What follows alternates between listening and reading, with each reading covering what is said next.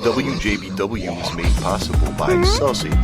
Stick one in your mouth. Hey, all you racists out there, you should not be listening to our show because we do not like you. JB Rev Show. Next. Bob Leamy is the one guy that I know that has a drill bit big enough to do a big, nice glory hole at any truck stop he goes to. You're very silly. You know that. It's silly, man. The fastest man to woman. That's what we're going to do, Yeah. Sometimes I don't listen to some of our podcasts. Maybe that's where it's at. Yeah, I like it. Oh, some people are into that. I know there's a website. Fucking asinine.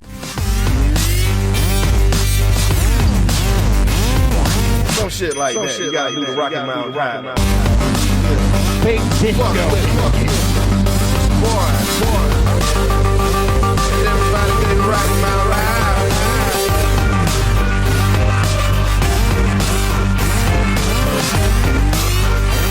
Yeah, I like it.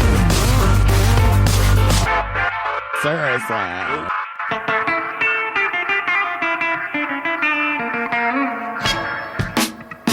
Yes. JB Webb in studio. The JB Rev Show. We will have the Reverend calling in a little bit later, I'm guessing. Welcome to this edition. Let me make sure I can hear. Can I hear myself? Okay, turn that down. Jeez. This corona crazy world of ours. This is not what I was expecting. Anyway. Welcome to the show. We're right near the end of Season Apocalypse, aptly named. And on this edition, it's our full blast edition. So turn that up. Okay, no, turn it back down. So on this edition, we have a 7:30 chat with Dave Segul. He's got some cool stuff to tell us about Bootleg TV. Best of series, I think, is being released. So super excited to see all that awesome archive footage, especially now that you can't go anywhere at all. So I think it's well timed. We're going to learn about that and where you can consume all of that content. After that, 8 o'clock hour, ED Tyll. You've been in Orlando for at least 20 years or so. You know that name. He was the afternoon guy. What was it? Stern, Till, and Mr. Phillips was the original real radio lineup here, the 104.1. So I am super stoked and excited to be able to talk with him. Besides that, he has his own show now here back in Orlando on Florida Man Radio. It's 6:60 a.m. It's the other one, 105.1, 105.5, whatever.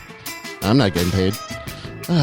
Anyway, but so we're going to go on a tour with ED Tyll as we do local legends session, learn everything we can about him and share it with you, of course. And then 8:30 or so, breaking news badly. I think we got Jack DeMarco back for a call in for some breaking news badly. Well, of course, the Reverend is going to be trying to ride some shotgun, I think, on both of these telephone calls. So bear with us as we keep making sure that you get good sounding content. We're trying. We are trying. And WJBWnetworks.com. That's our primary site. If you go to that website, you'll see a damn blog post there that says Podcast Apocalypse. And I want to start this show by kind of talking about that because it's been very lame. Y'all are kind of lame. I don't know. I'm in all of these podcast groups and I'm posting, hey, I want to interview you about your show. Like just trickles. Dick trickles. Nothing. I'm so surprised. And then there's people in that same group that will post, hey, does anybody put me on their show so I can go? What's the matter with you people? I mean, I'm paying to promote this stuff to get it out there. Anyway, people are sharing it, I guess. Anyway, Podcast Apocalypse, the next couple of weeks. If you want to talk about your podcast, there's a way to do it. Go through the Contact Ducks page on WJ. Oh, maybe that's the problem. Contact Ducks? No. It's WJBWnetworks.com. Contact us. It's very simple. Just go to there. Fill out your info. Say, I'm interested in being interviewed. And you got to be available. We do a show live Tuesday nights. That's all we do. So there you go. Nanny Boo Boo. Podcast Apocalypse.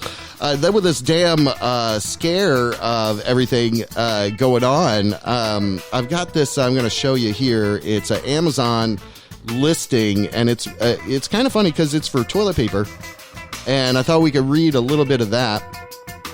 as we kind of open up the show. We got 407-906-9328 phone lines open, text lines open. I think after a while of spending time with your family, you're like, please, let me go back to work. Let me go back to work. And I do that. So if you're working, don't take it for granted. I know sometimes, though, you need a rest. Take it seriously if you've got this flu thing. You don't want to spread it around. I was a little concerned or confused as to how it's like traveling anyway. It's kind of going up around through Europe. Why wouldn't it have just gone like from the east to the California first? Right? I guess it started in Washington, didn't it? And maybe that's why. It's traveling both ways across both of the oceans to get to us. And then, of course, as the world would be, nothing without a damn conspiracy theory. 5G towers, they're laying all this stuff at night, people are saying. It's freaky. It is freaky. I don't know what they're doing at night. I don't watch men work at night. You don't? You watching men at work? Yes. I am not watching men at work. That's correct. I am not. Anyway. DJB Rev Show, 10 years strong, shooting love in your face. Polyrhythmics opening us up there. Thank you. That was good timing, too. Because I wanted to play this clip. Somebody sent this to me, and it scared the bejesus out of me at first. Then I realized not to be scared. Let's see. This is an automated message from Alberta Health Services for Andrew Theobald, an individual who has tested positive for COVID-19, also known as the coronavirus, has identified you as a close contact. It is imperative that you promptly take the following actions to protect your health and the health of others. Please self-isolate immediately in your home. Limit your contact with other members of your household as much as possible. Right. Do not leave your home under any circumstances. If you are showing symptoms such as sore throat, cough, fever, body aches, shortness of breath, please call 811 to report your symptoms. You are especially at risk because you have a tiny wiener. It is so small and therefore you will become much sicker than an individual who had, let's say even an average-sized or slightly below average-sized weenie because your weenie is so tiny. Right. The CDC is reporting nearly a 100% death rate for people like you who have small wieners. Thank you. This is especially troublesome for you because your weenie is the smallest weenie in the whole world. You have a tiny wiener. Thank you. Okay. Thank you so much for that. So I realized I should take that not very seriously then. There you go. So you got a big old horse cock. I guess you're safe. Oh, and that's a good prompt to go. Let's go talk about one of the newer business ideas floating around out there. Let's see if we can bring them up, and then we'll go to this Amazon toilet paper thing. Hold on. Ever wonder what happens to that giant majestic horse dong after it kicks the bucket? We do too. With Horse Dongs R Us, and you will have a giant, actual dead horse dick attached to your body. You can get that going. That's right. You heard it first here. That's right. You can get a Clydesdale, whatever color you want, whatever size you want. You can get that thing. And also, don't be afraid to ask. The balls do come with it. That's right. The balls are attached. All you gotta do is sign a little waiver. Bam, there you go. You go from normal size man genitalia to boom, nice big old horse dongs R Us. I tried Horse Dongs R Us, and now I'm gay. I was very happy with the horse dung.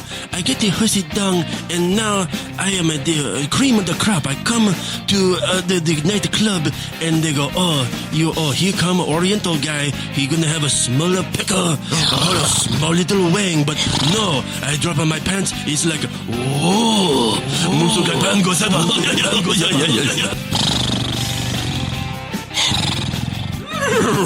I tried Horse Dongs R Us, and I've never been happier. I tried Horse Dongs R Us, and now I got little centaur children. My wife, she is going to leave me when I was going to take all the children, but all of a sudden I got the big horse dong, and she loves me so much now because I have a medium penis, but now with Horse Dong R Us, I have a great big fat cock now. She loves me so much. Boom! but there will be some things problem. You will be shooting horse cum. That's right. It will not be normal human cum. It will be horse semen. That is right. And it will be a lot. It will be a giant change in your normal semen factory. It will be like a fire hose coming out your fucking body. That's right. HorseDongsRUs.com. Yeah! Come on down and saddle up. Operators are standing by to process your order while they softly laugh at you. This is not a real order. Please don't think that you can actually get a horse dick and everything going. This is not real. You cannot actually get a horse dick. Boom. Great business. Boom. People coming up with great business ideas in the world. Anyway, like selling toilet paper on Amazon. So this is a listing. I just want to share with you quick. Let me bring this up. 10 rolls of white toilet paper roll. Silky, smooth, soft, premium 3-ply toilet paper toilet roll tissue. Strong and highly absorbent hand towels. Now it's saying strong and highly absorbent hand towels. Anyway, so as you go on, you can see that there's clearly like Chinese packaging with some of this. But the funniest part about this whole thing, people are buying them, I guess, online. But here's, you never thought of, let's talk about the reviews that people are getting. Mostly this has a 1-star review, this particular listing here. And here's somebody that says, I just picked this up on sale, but was nervous. You never want to end up with a bad or rough roll of toilet paper, but to my butt's surprise, yeah, there you go. This was simply soft, no concerns, with more than a few wipes when you are swiping your bottom with a pillow. So they didn't even write correctly. Anyway, easily recommend. Is this a new favorite in the household? Like, they never had good toilet paper before. Anyway, here's a guy down here that says, do not purchase. Since during the worldwide pandemic, all local stores are out of toilet paper and online retailers have them on back order. I took a chance on purchasing these inferior rolls of toilet paper for my family. I even paid for expedited shipping in order to meet their personal hygiene needs. Unfortunately, I have paid much more attention to the negative feedback from the other buyers instead of the positive ones. Others that purchased these rolls of toilet paper indicated that these rolls are half the size of normal rolls. And they're basically, I'm summing it all up. They're saying that they're basically designed like for a different country. It seems like almost anyway, and they're really teeny tiny toilet paper rolls. But anyway, all right. Well, there's my Amazon newspaper review of toilet paper on the telephone. I think now we have a caller. What's up, caller? You there? Is this Carol? Hey, it sounded like Dirty Carol. Hey, it's been a while, JB. Yeah, since the birthday. But how have things been with the whole crisis going on? Horrible. I just got off the, I got off the house arrest. Right? Oh, you were on house arrest. I didn't know that. Okay, all right. But you're off. And then the virus happens. Right? Oh. Yeah, the virus happens, and then. Now I can't. The TV says I can't go outside. What? I got kids. They don't go to school. Got homeschool kids. No, I'm gonna cook one and sell one to China. Nope. Yeah. I don't suggest that. Yeah. So you're watching the kids because they can't go to school. Yeah. Yeah, and it's hard to be able to do all that. So you're doing okay doing all that, I guess, huh? I just want to get out of the house and do something. I'm not allowed to go outside. You can go. No, wait, you can go anywhere. No, you can go outside of the actual the house. TV says I physically can't go anywhere. No, but you can go outside of the house, Carol. You can walk in your yard. You have a yard? What? Yeah, we're out front. Yeah, it's just, I live in a trailer. No, okay. Yeah. Okay, so there's some grass out there. Yeah. You can go outside of your house just right there in the yard. You don't have to stay in the house. Is that what you're thinking? No, you're trying to trick me. The government's going to come out and get me. No. Yeah. No, I just thought house arrest. So I'm trying to be good. Keep a clean nose. Well, you were on house arrest. Hold on. You can walk outside. It's just within a certain range. You can leave your house, Carol. You don't have to stay in your house. How long have you been inside the house? The whole time. What? whole time. Okay. Well, I just have like groceries sent to me and stuff, right. delivery. So you don't leave. You haven't literally. You have not left the house since this whole thing started. I guess in March. Again? Oh God. Oh God! I'm on the phone. I told you not to call that radio show anymore. Oh God. Don't worry about. Yeah, that's synthesizer Mike. Is he mad at us? Oh, you're back with him. I've been running a sex phone ring lately. Okay. Trying to make some extra scratch on the side. Yeah. Oh well, that's smart I'm of real. you. Yeah. Well, yeah, people love my sexy voice. Yeah. Yeah, I'm sure you make a lot of money with that phone sex voice. Anyway, they do it online now. Never mind. You don't want to get a web. Yeah. I have a face for radio, JB. Okay. I have a face for radio. You don't want to. I'm not much for the webcam. Right. I'm more of a seductress with my verbal abilities. Well, thanks for sparing us for that then, I guess. Anyway. All right. Well, I'm here to tell you. I'll give you a free one. Yeah. No, I'm good. I'm good. I'm here to tell you, though, you can leave your house if you want to go outside of your house, like just outside the front door. Yeah, you can walk out the front door. Try it. Wait, are you on the phone? Do you have I imagine you have a phone with a very long cord on it in your trailer kitchen there. I got one of them little Walmart flip phones, you people use them like banners to do drug deals. Yeah. Can you walk out? You gotta pay for your phone time. Yeah. Right. But you could walk on the minutes, right? It's cordless. You could walk outside. You could try to go walk outside right now. Just try it. Ah. It's gorgeous outside. Are you outside? Yeah, it's pretty. Yeah. So you went outside? Yeah. Yeah. It's not raining like it is inside my stove. And I'm so proud of you. You actually went outside, even though I don't. Baby. Yeah. You opening? I didn't know. I was afraid the government was going to come in, and have guns and stuff and be like, get started now, the coronavirus. Yeah. Well, they're not. Don't worry. Don't worry, Dirty Carol. Anyway, thanks so much for. Yes, go ahead. You had something else to contribute there? I was going to say that, did you hear about, I've been watching like lots of stupid stuff like Tiger King, and apparently the people are selling bad toilet paper on Amazon. Yeah, like baby doll paper stuff. Like, I don't know. I was just, it's just something I thought was funny. Yeah. Okay, well, thanks for that, Dirty Carol. Anyway. All right, well, tell Frank Henderson he's a bum. Okay. All right. Thank you. All right. Thanks for Dirty Carol there.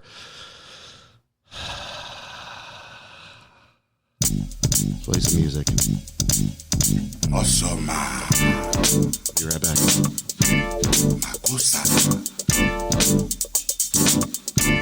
Angela. Mama ko mama sa mako makosa. Mama ko mama sa mako makosa. Mama ko mama sa mako makosa. Mama ko mama sa mama makosa.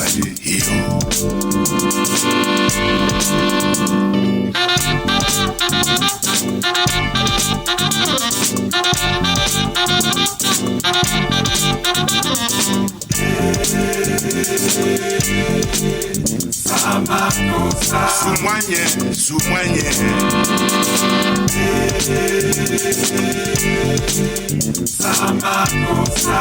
Makosa mangulungulu wake.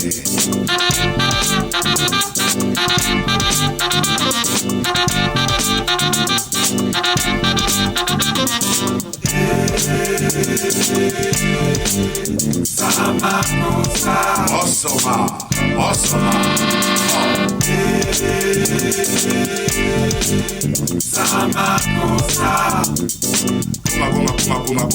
Kuma. Simbana tanga diwo, umbusa tanga. Yesa makosa na. Anu muna sisi ate wana le yasa makosa. Amuna yeye, sisi ya sa makosa. Simbana tanga diwo, umbusa tangana. Yesa makosa. Why not?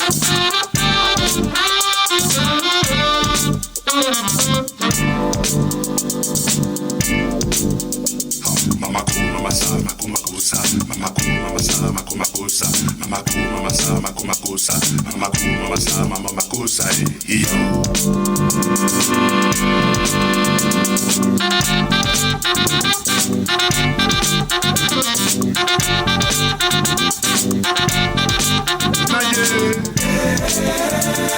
Apewa madeye Atena Namasane makosa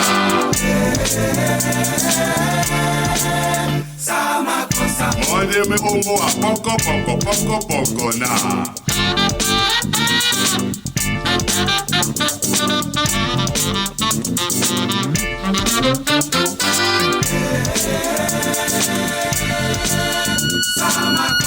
Ingise mboko na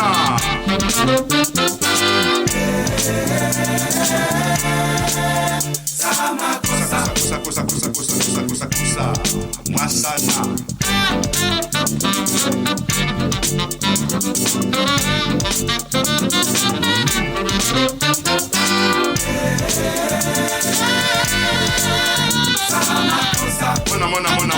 Mona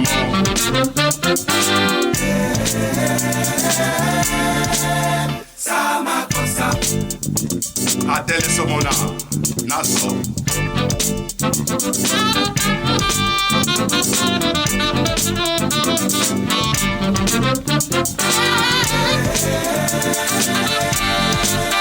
Sama cosa Sama mama cosa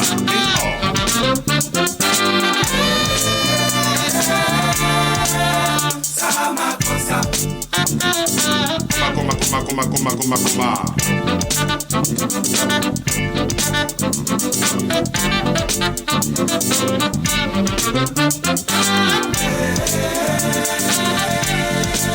Sama cosa Si cosa di gele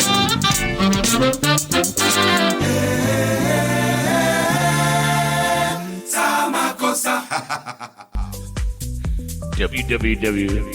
WJBW, all one word, .com.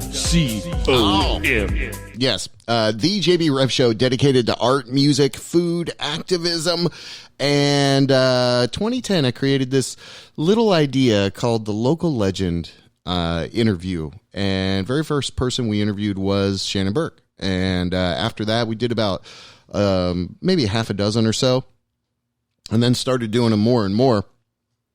The super simple criteria that we have is 20 plus years pumping something forward in the scene.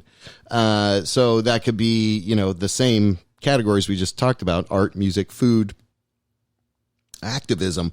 And since I'm such a radio guy, I like the radio. And so, I threw that in there as well.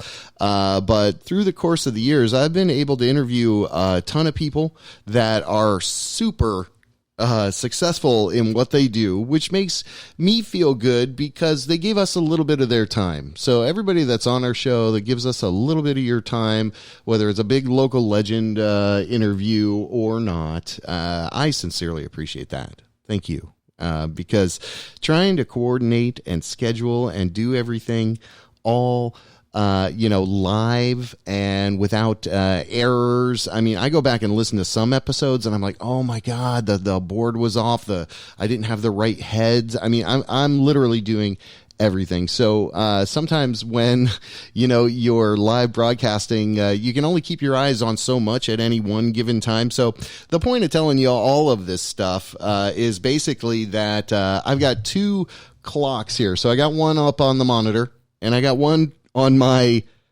computer, which, of course, they are just, for some reason, two completely different times.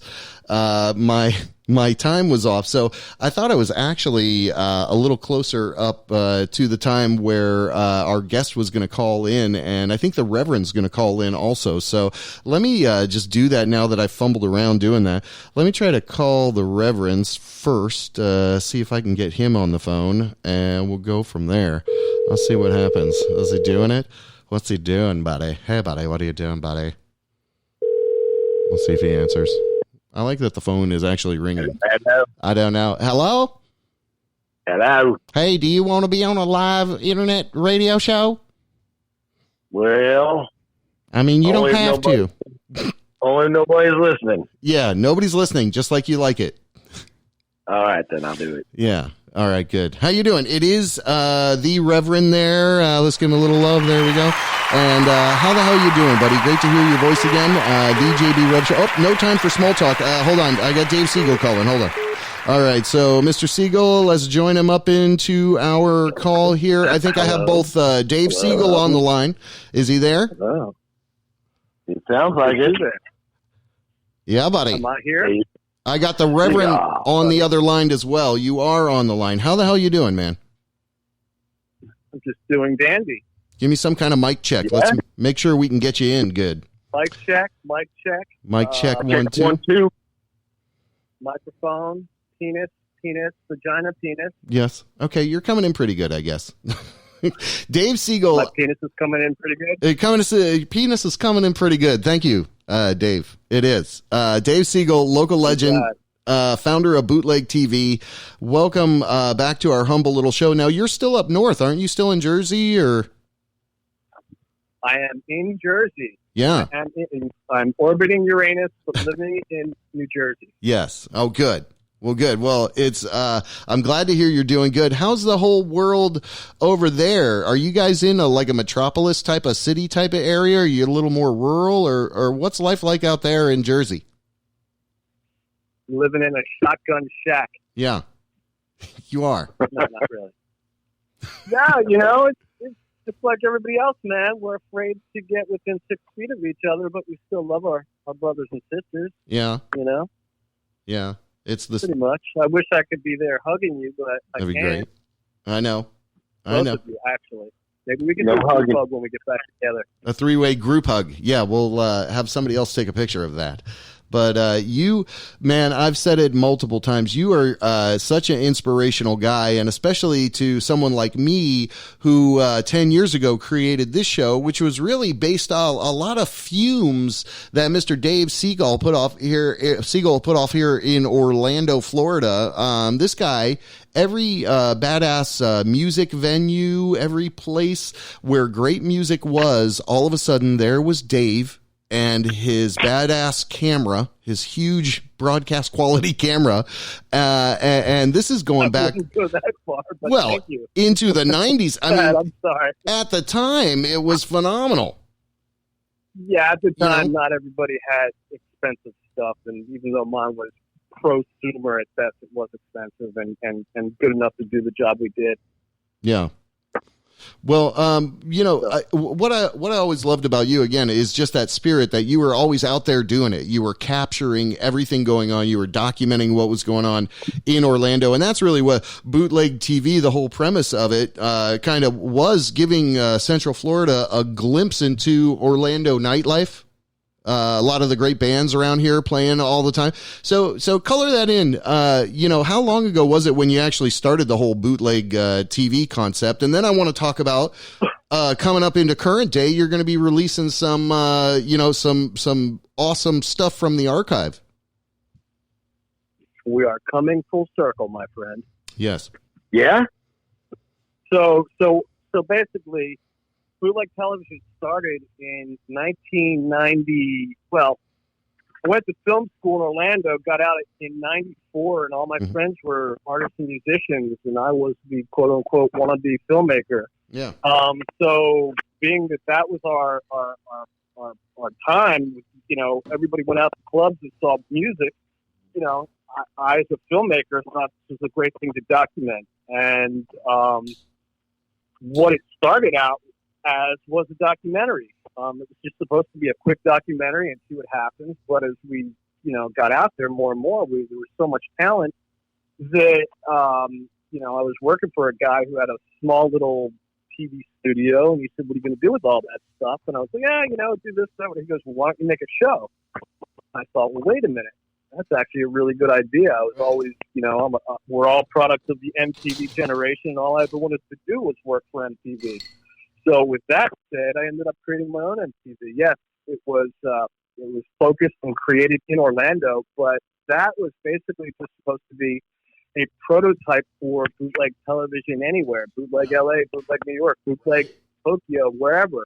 The premise is any town, any city, you can always find a small little bar, sometimes in the middle of nowhere, with a band or an artist, somebody just bringing down the house, sometimes to a full house, sometimes to a few people, sometimes just the paid practice if they even got paid.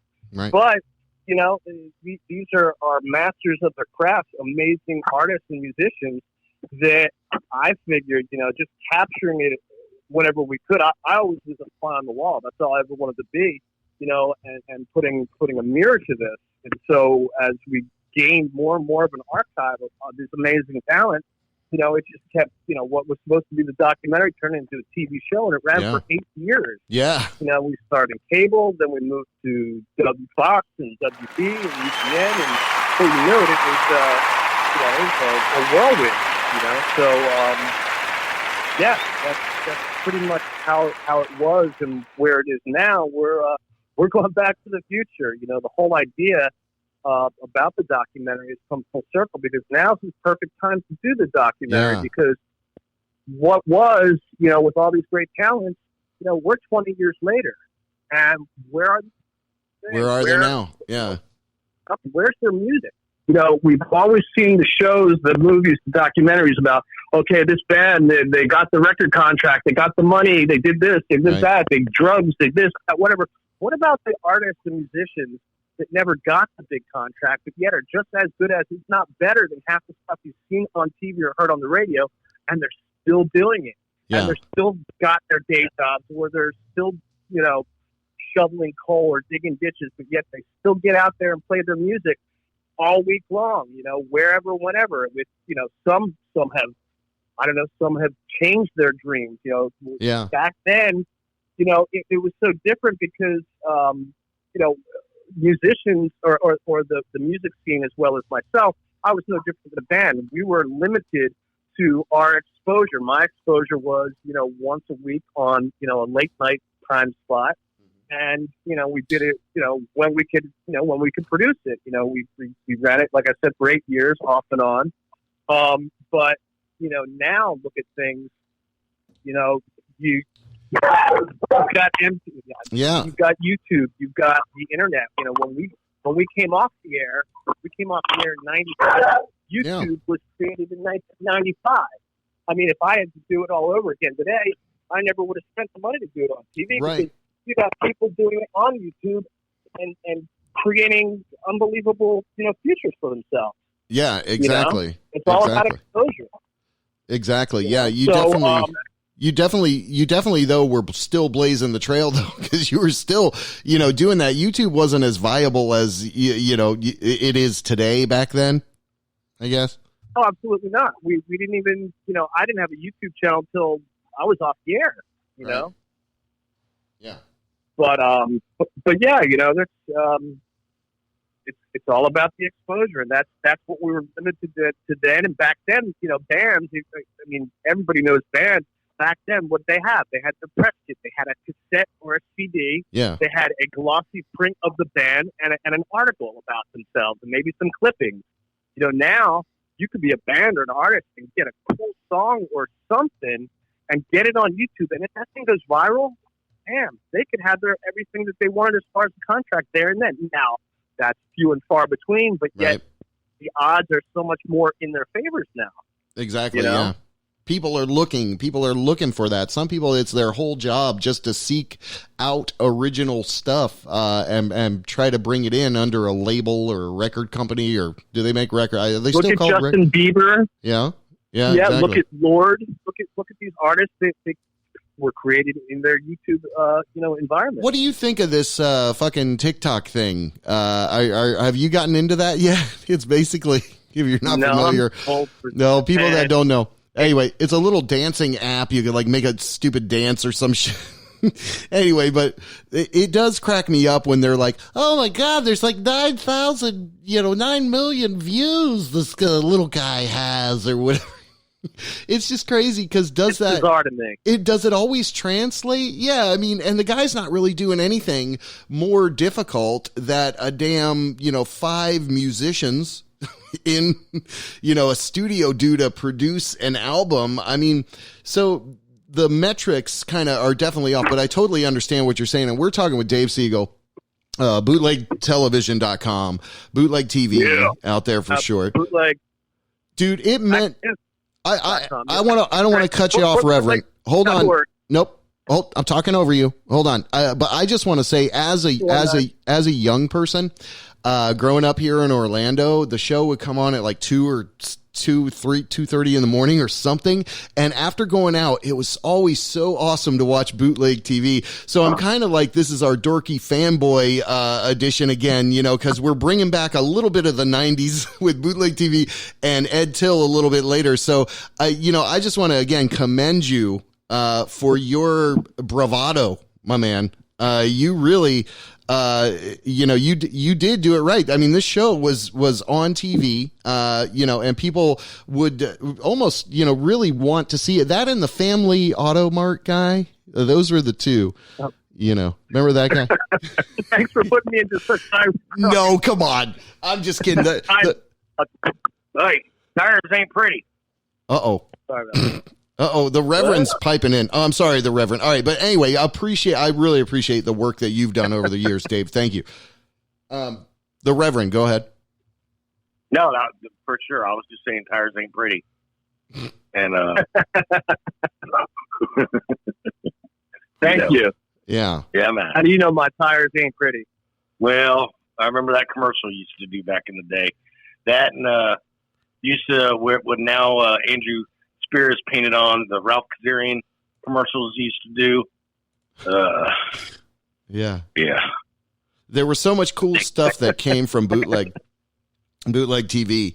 As far as what you were talking about coming home late at night, we used to call it non-cerebral broadcasting. We wanted people to come out of the clubs and the bars and then turn on your TV and still have the party still going. Yeah. We'd have rave stuff. We'd have live stuff. We'd have crazy skits. Of course, we had Man Daddy. Yep. Man Daddy was a show in itself. We couldn't have done anything without him. Right. He was a definitely great icon for the program. And don't fret. We're going to see more of him. Oh, wow. Not that he knows it yet, but I guess he will now. Oh. With what we're bringing back, we've got so much amazing footage. We're going to have a Man Daddy song, I think, with all the great stuff together from him. Eventually. That'll be no awesome. doubt. And we are talking with Dave Segul, again, founder of bootlegtelevision.com. You can go there. You can go check out from there. It takes you pretty much every place. But Dave, what I love is, exactly now, like I kind of said in the beginning of the show, nobody can go out. So your footage of all of this archive stuff of bands and maybe even the bars have changed location, perhaps.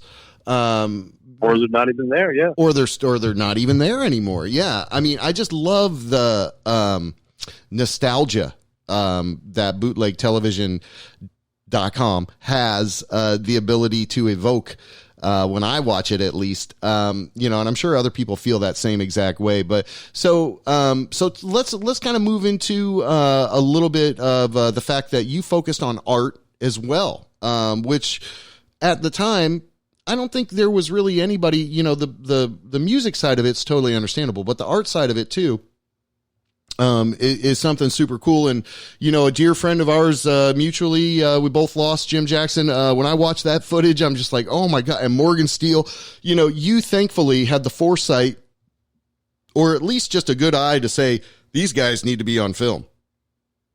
How did any of that go? And maybe talk about Orlando art culture too. Right. I mean, yeah, you talk about having foresight. It was nothing like that. We were all just friends. Nobody was anything but friends. And it was just like anybody pulls out their phone and videotapes their friends today. That's kind of a lot of what that stuff was. When I took Jim Jackson, he voted for the first time, I think that video's out there somewhere. That was me with the little flip phone camera back then. It was such a crappy resolution, but it was just, a fun time. And we just, sure, I videotaped it and whatnot. As far as art's concerned, all that I am is just the ultimate fan as well. I'm just a fan of all this stuff. It just so happens that I keep the camera in my hand. So, Jim Jackson, Scramble Campbell, Morgan Steele, Carl Knickerbocker. Yeah. And we've got amazing RV. We've got amazing artists. Better yet, Orlando in general was and I guess still is, it's such a great community of artists, musicians, dancers, all kinds of entertainers. You know, you can't walk far without, you know, running into a band person or a creative person, which that fueled the fire more than anything. Yeah, that makes total sense. That does. Yeah. You know. So as you kind of were able to cherry pick, really, you had a bird's eye view to a lot of stuff that was going on in and around Orlando. Were you able to, kind of say, hey, I want to do some commercial or promo type of work as well? Did one kind of thing evoke another? I guess, did the energy you were putting out with Bootleg gravitate people to you, advertisers and things like that, or did you kind of still have to seek that out and do different kind of commercial work? I mean, you know, I'm an independent producer who will produce anything from, you know, an insurance video to music television. I mean, I'm just a guy, I'll do whatever I can to support my my livelihood and whatnot. So yeah, sure. Bootleg was a great advertisement for me as a producer and whatnot, and still is. Yeah. You know, so yeah, you know, I've done a lot, and also the Bootleg thing. You know, it's not just Orlando. Like I said, Orlando was just a prototype. Everywhere I've gone, and still continue to go, I try to document. The ultimate goal of Bootleg Television is to have some small RV or whatnot, and document a small little place in like every state of the nation. Right. You know, we got a great nation of amazing talent. And, you know, Bootleg Television was just basically a prototype saying, you know, if all these people love this music here, there's no reason why people across the country or world would not also enjoy this music. And vice versa, wherever you're at, there's always talent. And you know, we're just trying to be a portal for talent in general. Yeah. You know, so that's kind of a goal as well. Still is. Yeah, I would definitely talk about like a mobile app for that kind of thing. You know, you definitely need like something where somebody could download and then just submit footage. That'd be dope. Yeah, you know, to a degree, you know, I like to have my, you know, I'll always I'll take in footage and whatnot of people, but it's kind of like my angle at how I find something. So. There's been times at shows where I've been shooting and I'll see somebody else with a camera and I'll give them my information and try and get footage from them. Right. But it pretty much starts with an idea, you know, like an idea of, oh, wow, I got to catch this banner or to see this art. You know, my buddy Alan Clark's a great, you know, catalyst for a lot of this stuff. Alan Clark is awesome. Ideas from him, you know, as to, hey, who's this band, who's that band? And we've had amazing adventures on the road, you know, shooting everybody from Fishbone to Band of Horses to God, you name. You know, we've been all over the place, hanging out with James Brown and the band. You know, BB King, all kinds of crazy stuff like that. So we're just fans, you know. Oh, hold on. I think the Reverend, are you there? I'm here, man. Oh, okay. Cool. Oh, I thought as he was breaking up there, I thought you were trying to say something. Sorry. Any questions for Dave about Bootleg TV, which I'm anxious to hear a little bit of the news you're about to drop here in a bit about some of this stuff that's coming out, you know. But Reverend, any questions over there? Yeah, I want to know who was your favorite back when you were filming this here in Orlando? Who was some of your favorite performers that really, hasn't really well, you know, I don't know if I had favorites, of course, because some people were more my close personal friends than most, but you know, you couldn't go out and see a band like, whether it was Buckhead, Gargamel, Cluj, Rocket Fish, Princeton Guff, Sam Rivers, any of these bands, Junkie Rush, any of these bands was always a good time, and they always delivered, you know. So yeah, I mean, favorites, all of them, really. You know, it was, you know, and the stuff that Will Walker would bring into town. You know, I saw and shot my first Lucero show there, which was, you know, a great thing. I became a great fan of theirs through him. You know, Will was also a huge catalyst. Will Walker was my first advertiser that enabled us to go on the air. Right. Will, you know, if you see back in the original days, we even aired the old Wills commercials and the old Copper Rockets commercials because, even that was nostalgic. Everybody in the commercial was in the band or a fan of the band, You ever going to get some bootleg? Including Mr. Webner. Yeah, yes, sir. You ever going to get some bootleg TV T-shirts? I'd love to buy one actually from you. Could you have that little mascot? I'd love you to bring that back. Yeah, I would like to do a bit of swag here and there. It's funny. Anytime, whenever I go out and see a band, I always love to have a T-shirt. And anytime I made shirts, I was so excited about having a T-shirt that half the times I just gave them away to most of my friends, and same thing with DVDs.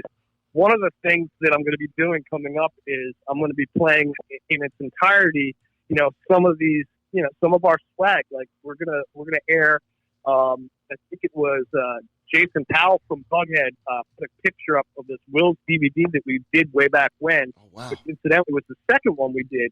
And we got such a great response of people saying, "Oh, wow, I remember that. Oh, that's a great selection, whatnot." Yeah. We're going to air it in its entirety coming up in the next couple of weeks, and then from there, that's awesome. We're going to be airing all the stuff that we've ever produced. Really? I'm going to put a list of all the entertainment that I've shot throughout and wear out all over, and I'm going to let people, basically, chime in. What would you like to see? And whereas we might play a video or two on YouTube, on Facebook, to kind of get people excited about this stuff. Yeah. We're going to play full sets on YouTube. We're going to, whether it's who the hell knows, any one of those bands from back then. As long as the band's cool with it, we're going to play the entire set. So you're going to be able to,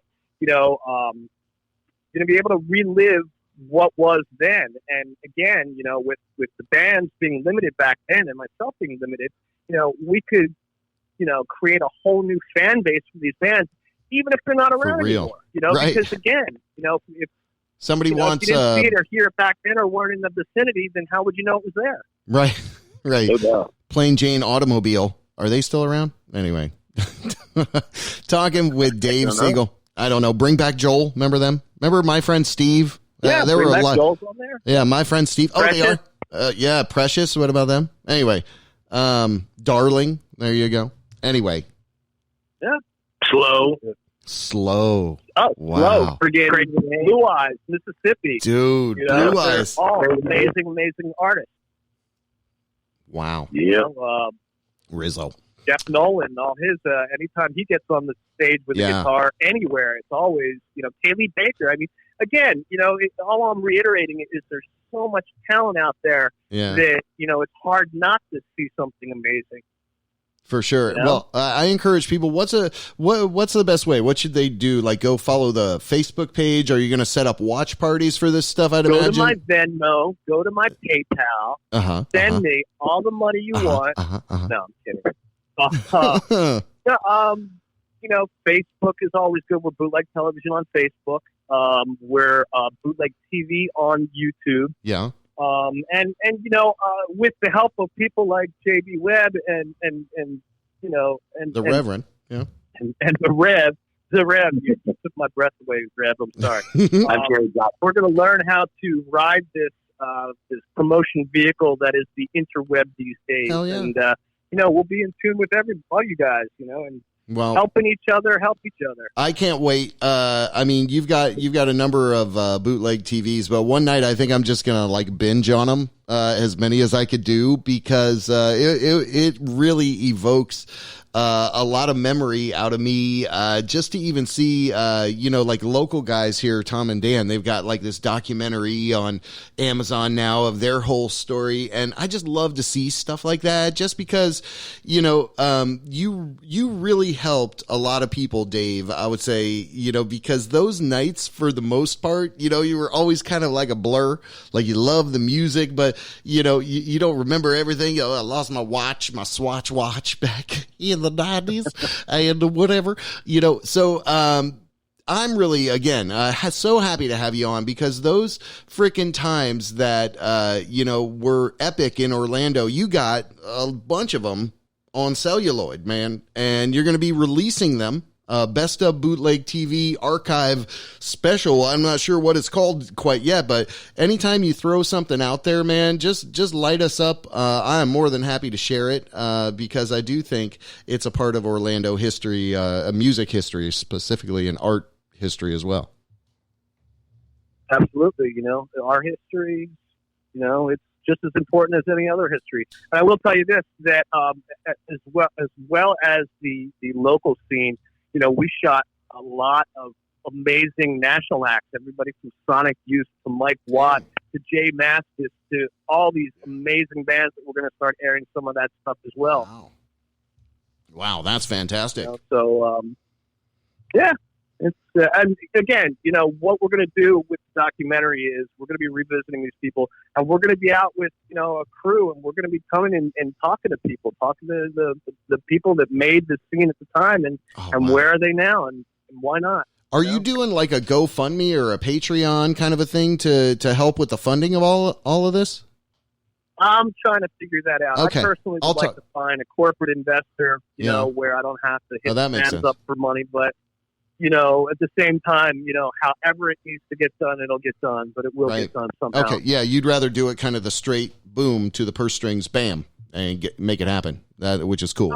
Again, whatever it takes to get it done, but I would prefer to try to get like a corporate. You don't want to crowdfund, because I'd prefer not to, but again, if it has to happen, it has to happen. Right. Either way, we'll figure something out. You keep working your magic, man. Dave Segul on the line. We dubbed him a local legend. This is a local legend reconnect session, and he definitely has some awesome news to share. Bootlegtelevision.com is the website. You can go to bootlegtelevision.com. Go there, and he's got posted up, what is that, episode 30. So it's part 1. So I think they're in like little segments there. Yeah, well, but also bootlegtelevision.com is my website that oversees all the stuff I do. But if you want to go directly to the Bootleg TV stuff, just go to bootlegtv.org. Oh, bootlegtv.org. Let me try that. Okay. Yes, sir. Yeah, because we're organized. It's a little better there. Okay. Yeah, I see it. I got you. It's a little easier to get to it. I like it. And as well, YouTube and whatnot. Definitely. Links out. What were some of the most, while we got a couple minutes with you here, we'll bust away into a track in a minute or two to prep up for Ed Tyll. But while we got a couple of minutes, did you have any super special like experiences talking to anybody? I know you mentioned, the guys from Fishbone. A lot of people remember their visit to the Edge. I'm not sure if you were there for all that, but in everything you've done, the Grizzly Adams, for God's sakes, was there something that really, through the whole course of Bootleg TV, that you were like, wow, this one thing, I'm like just total dorking out fanboy, like I can't believe this is surreal. There's a lot of experiences like that just because I am the fan as well, but something that was really unique was when Ika Mouse played in town. He played at Firestone. I got to interview him and shoot his show, but I believe this is on either the YouTube or the Facebook where I asked him to give me a plug for the program, and he did this 2-minute rhyming plug that in all the years I've ever had anything give me any kind of plugs and whatnot. Right. It was the most incredible, greatest plug I've ever seen and heard of anybody. Sure. So that's a real fun thing. And I'll repost that if it's find that, post it out there right now. Yeah, do that for But yeah, it was really cool when I shot Sonic Youth, having got to meet them at their hotel off of I-Drive the next morning to bring a release so they could give me permission to air it, and seeing them coming down from the hotel, and just walking out to their vehicle and whatnot. It's just a real surreal thing. Your superstars, you realize they're just people like you and me. Yeah, just every day. It was really cool. Every day. It's bootlegtv.org. Go to that site. You can go to bootlegtelevision.com if you want to as well. It's Mr. Dave Segul. Hang on the line for me, brother. Reverend, we're going to bump out of this, go into a track. Here you go. A little bit of history repeating, a little flashback for you. The JB Rev Show. We'll be right back.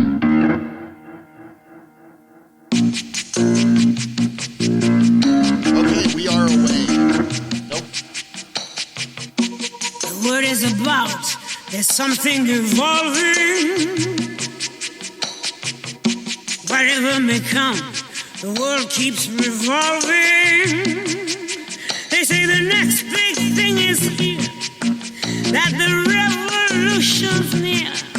But to me it seems quite clear that it's all just a little bit of history repeating.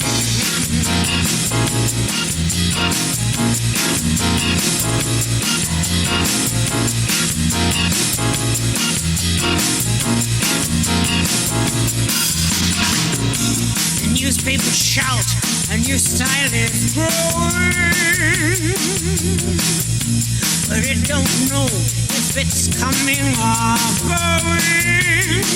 There is fashion, there is fat, some is good, some is bad, and the joke is rather sad that it's all just a little bit of history repeating.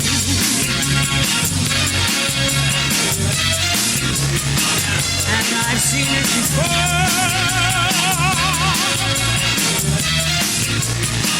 and I'll see it again.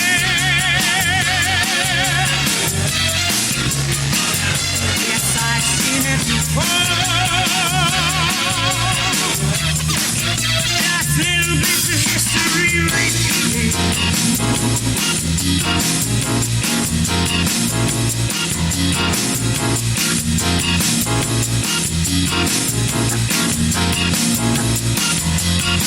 Some people will dance if they don't know who's singing. Why ask your head? It's your hips that are swinging. Life's for us to enjoy.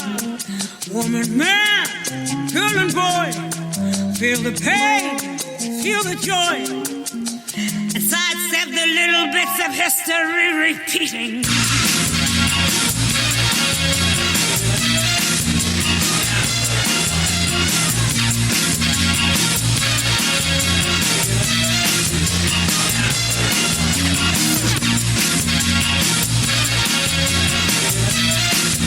Just little bits of history repeating. And I've seen it before,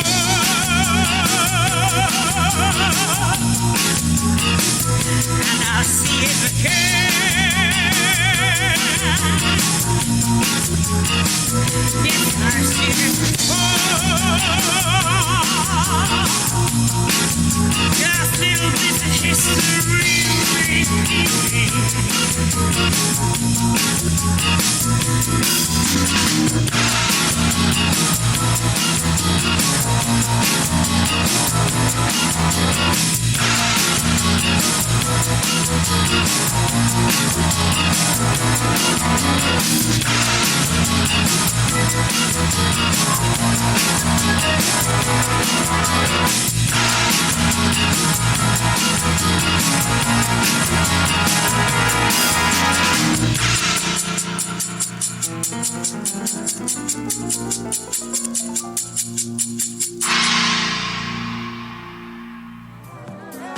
Hey, if you're not having a good time, I'm not having a good time. So why the fuck you listening? Get the fuck off my channel. WJBW, Orlando, Florida. The first quasi-radio web show. Wow. Yeah. Wow, there you go. JB Webb, back with you. I got the Reverend, I believe, on the line. And on the line, we have a local legend session set up with the one and only Ed Tyll. And I want to confirm, I got the Ed Tyll on the line? You have Edward Tyll on the line, otherwise known as Ed Tyll. Otherwise known. Edward. I'm sorry. I'll call you Edward to be more professional. And the Reverend, I think, is also on there as well. I am. Or also known as Gerald Harvey Johnson. Oh, you're copying him now. Okay. That's great.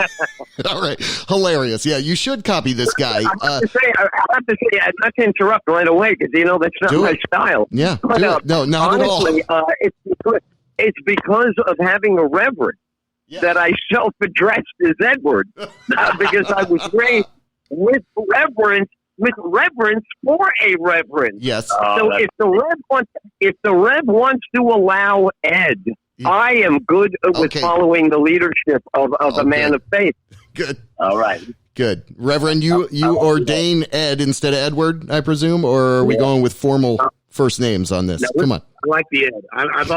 I've known him for 20 plus years as Ed. Yeah. So I'm a big fan. That's it. That's all. I know you as Ed. That's all there could be. That's all there could be. There it is. So on the line with us, we do this local legend session. So hold on, let me make sure I got everything queued up so I can give you a proper intro. Local legend Ed Tyll on the JB Rev Show. This session, this man has been stirring pots since before they even made pots. He is an inquisitive, well-spoken individual, radio broadcast professional, over 20 plus years. That we just know him from that here in Orlando, but he is nationwide, and I'm so happy to have him on our show. So I want to give you our highest honor, local legend supreme. That's the same thing we gave Jim Phillips. So welcome to our show, Ed. How the F are you, my man? Wow, just mentioning Jim like that humbles me immediately. This guy is a legend to me and was so gracious on my first days in Orlando, literally off the plane from Chicago. Yeah. What a guy. Yeah. So, man, to be in any category that mentions him, wow, thanks, guys. Well, you definitely fit the bill for me, man. We created a special local legend supreme for him. I did that interview a number of years ago. But I want to give you that same classification because most people don't know, radio is not that easy. You don't just pop up a microphone and go, right? Because you have to have a well-crafted presentation for people so that they'll want to wait for the commercial and you come back and you talk. I mean, it's an art form. So you have been doing it successfully for decades now.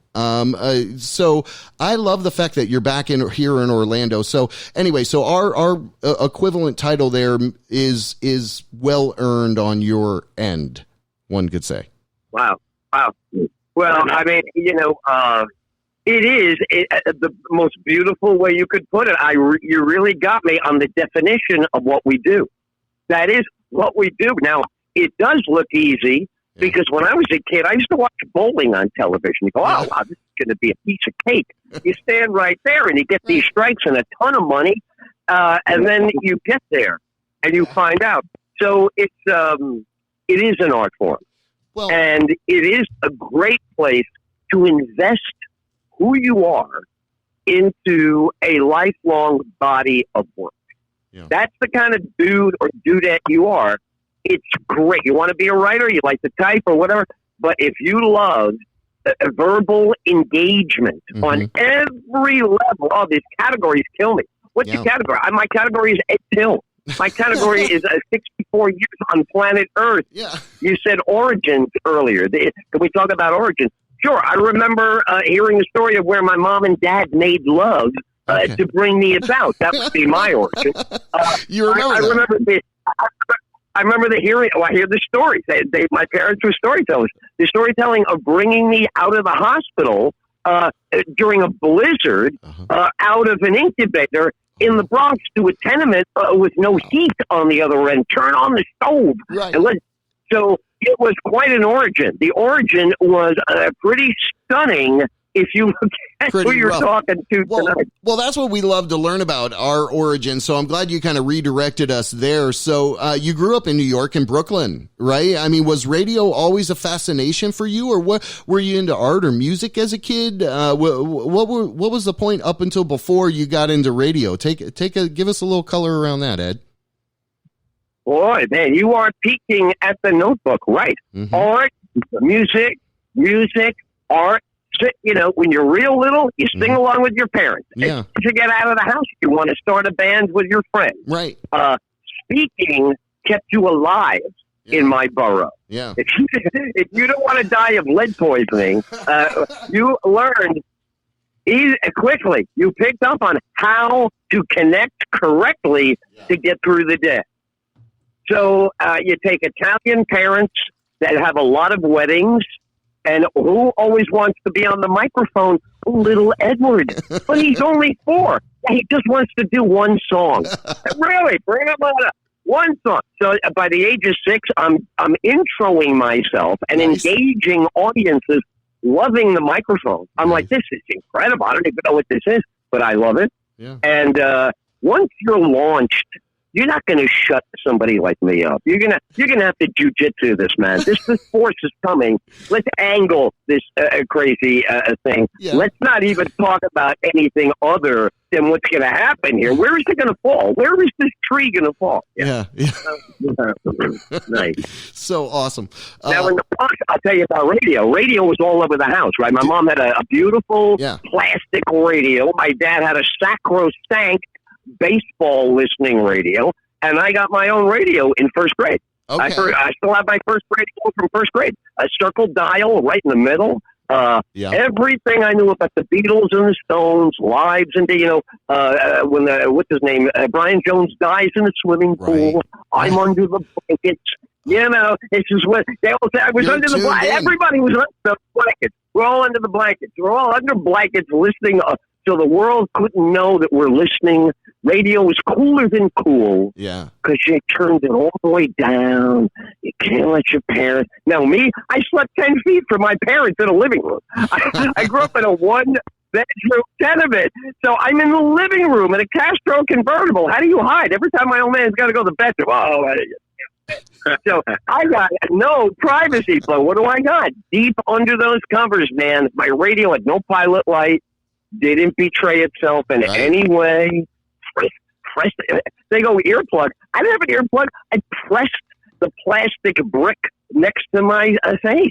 Mm-hmm. What do? You have to get your ear. Keep it on super quiet. That's it, man.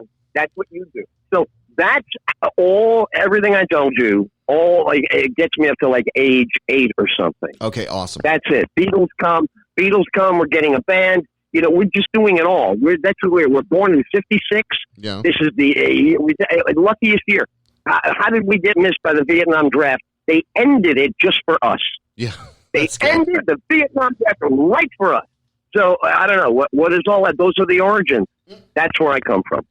So then from there, that's fascinating, and thank you so much for sharing that with us. We're talking with Ed Tyll. And he has his own show right here in Orlando. You can go check him out. We'll talk about that in a little bit.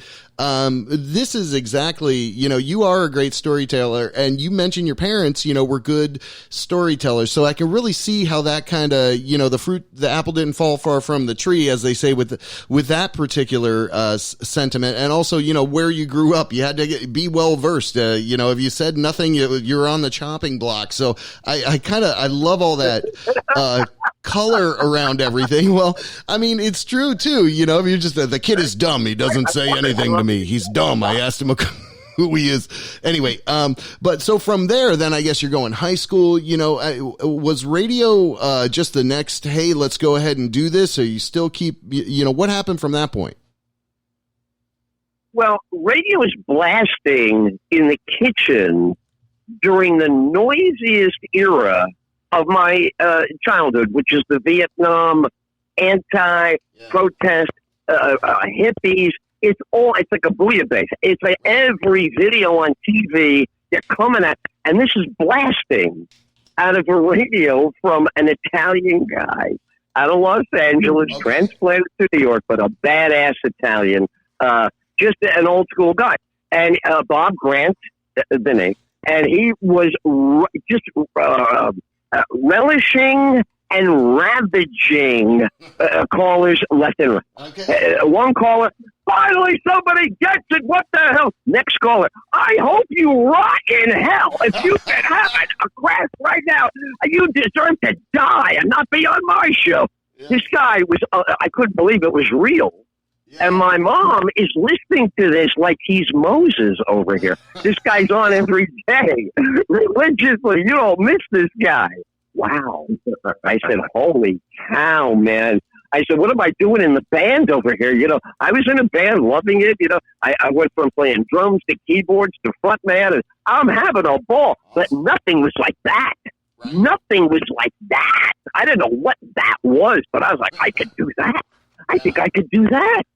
So there you go. That's the bug. That's great. And then right away, my college radio station turns me down. I'm a freshman. I think I'm like my whole life. My whole life is set. I walked in. I'm the next big thing, and the guy goes, "Oh no," he goes, "You're not getting on the air." What? I go, "I'm not getting on the air."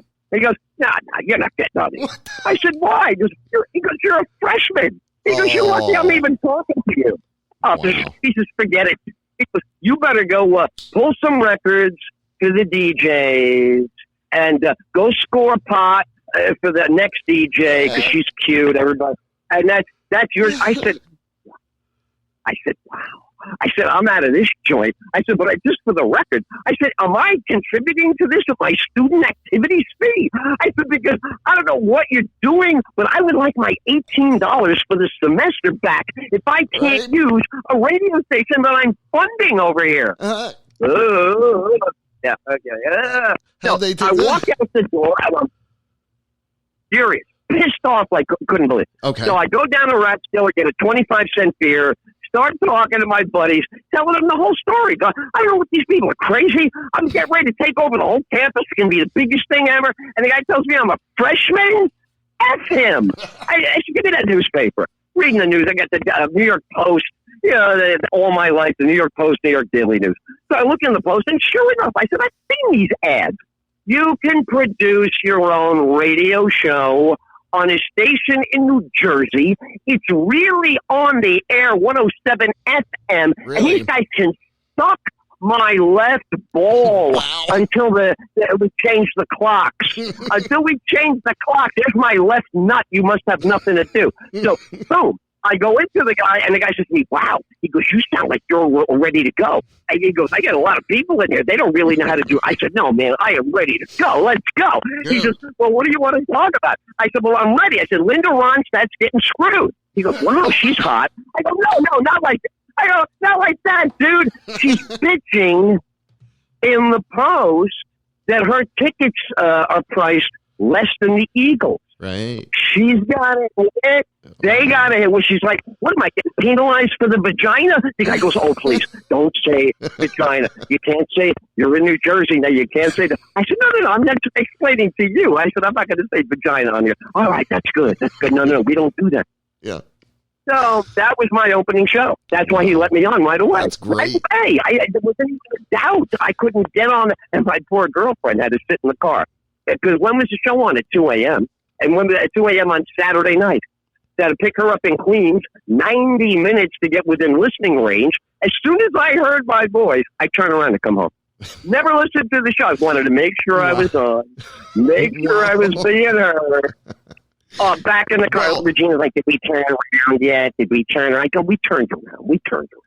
Yep. There you go. And I'll tell you what, man, that is, and don't take this lightly at all, because it's meant to be gushy as hell. Because we appreciate what you do without a doubt. But you bring so much to a simple little issue, or maybe there's not even something there, and you're noticing something that could be there. Did they leave it there? I mean, this whole comedian aspect, is really pretty pervasive in the whole world today. Seinfeld made it really great, but I will say, and as I say this too, you really have some great freaking street cred as a comedian besides the radio, right? And then when we, get up to the 90s, it's like you were literally a part of that whole talk coming to Orlando. So I know that's a two-parter, but maybe address the comedy, piece there, or if that's on the linear track, where did that go? That radio? I think you got it. Wow, I'm telling you, you'll be looking at my notes. It's right in chronologically. So I'm in Atlanta. Atlanta's very explosive for the Ed Tyll Show. Right. Nothing into sidetracking, but that was a protest.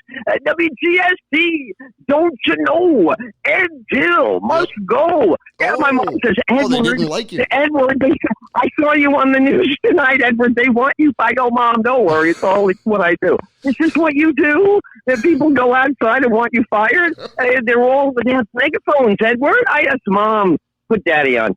I said, Dad, tell her what's up. Your mother gets very upset. She doesn't know. So that was 87. And during that era, super controversial. Yeah. Jeff Foxworthy was huge. And Jeff was appearing on my show in the afternoon, opening a brand new suburban, upper income, poster rated, a lot of money, new comedy club. Okay. And wow, for me, very exciting with him. And of course, a big draw. This is going to be a massive draw that night. So we're on the air for like the first 10 minutes. And the same thing, he goes, do you do comedy? He says, you seem to have a thing about it. I said, well, I kind of do. I don't do it. No. I said, I don't know what I'm doing. I said, I'm having fun with you. I said, I listen to you and you make me feel funny. Well, he goes, you should come tonight. I want you to open on mic, live on the. I said, oh my God. He's like, he says, I want you to come and open for me tonight. I want you to come and do some of this stuff to open the club. And in the studio, he goes, right, everybody? Yeah. Wow. Yeah. Okay. Wow. So I said, this is great. If I suck, I have an amazing bit. If I get lucky, I'll look like I said, there's no downside. I'm hanging out with this guy. Yeah. He's going to be there. Yeah. Okay. So I get there, sure. And then I get there's a line. The cars are backed up. And I was like, oh, my God, I'm like crapping my pants now. Oh, no, I can't do this. Really? Look. Yeah. I had no idea what it was going to feel like. Did you prepare something? Well, I had material. Sure. Okay, he loved some of the stuff. But I'm talking about, I didn't know what it looked like to see all these people in a parking lot coming to a doorway where they're paying all this money. And you're like, oh, my God. Yeah, this is like a big... They are. And you now are getting benediction to take the jump. Like, it's a free jump. Don't worry, we got you. There's a net. Right. So you don't have any real wimpy anything. There's no option to be a wimp. They're telling you you're going to... So I walk down. I hit him. I'm trying to... Oh, sure. Fellatio manslaughter. Fellatio... Yeah. Manslaughter was my bit. Fellatio manslaughter. Okay. Guy's at lunch, sees his mistress on the side in the woods, in the car. He's going down on him. The car was not in park. He thought it was.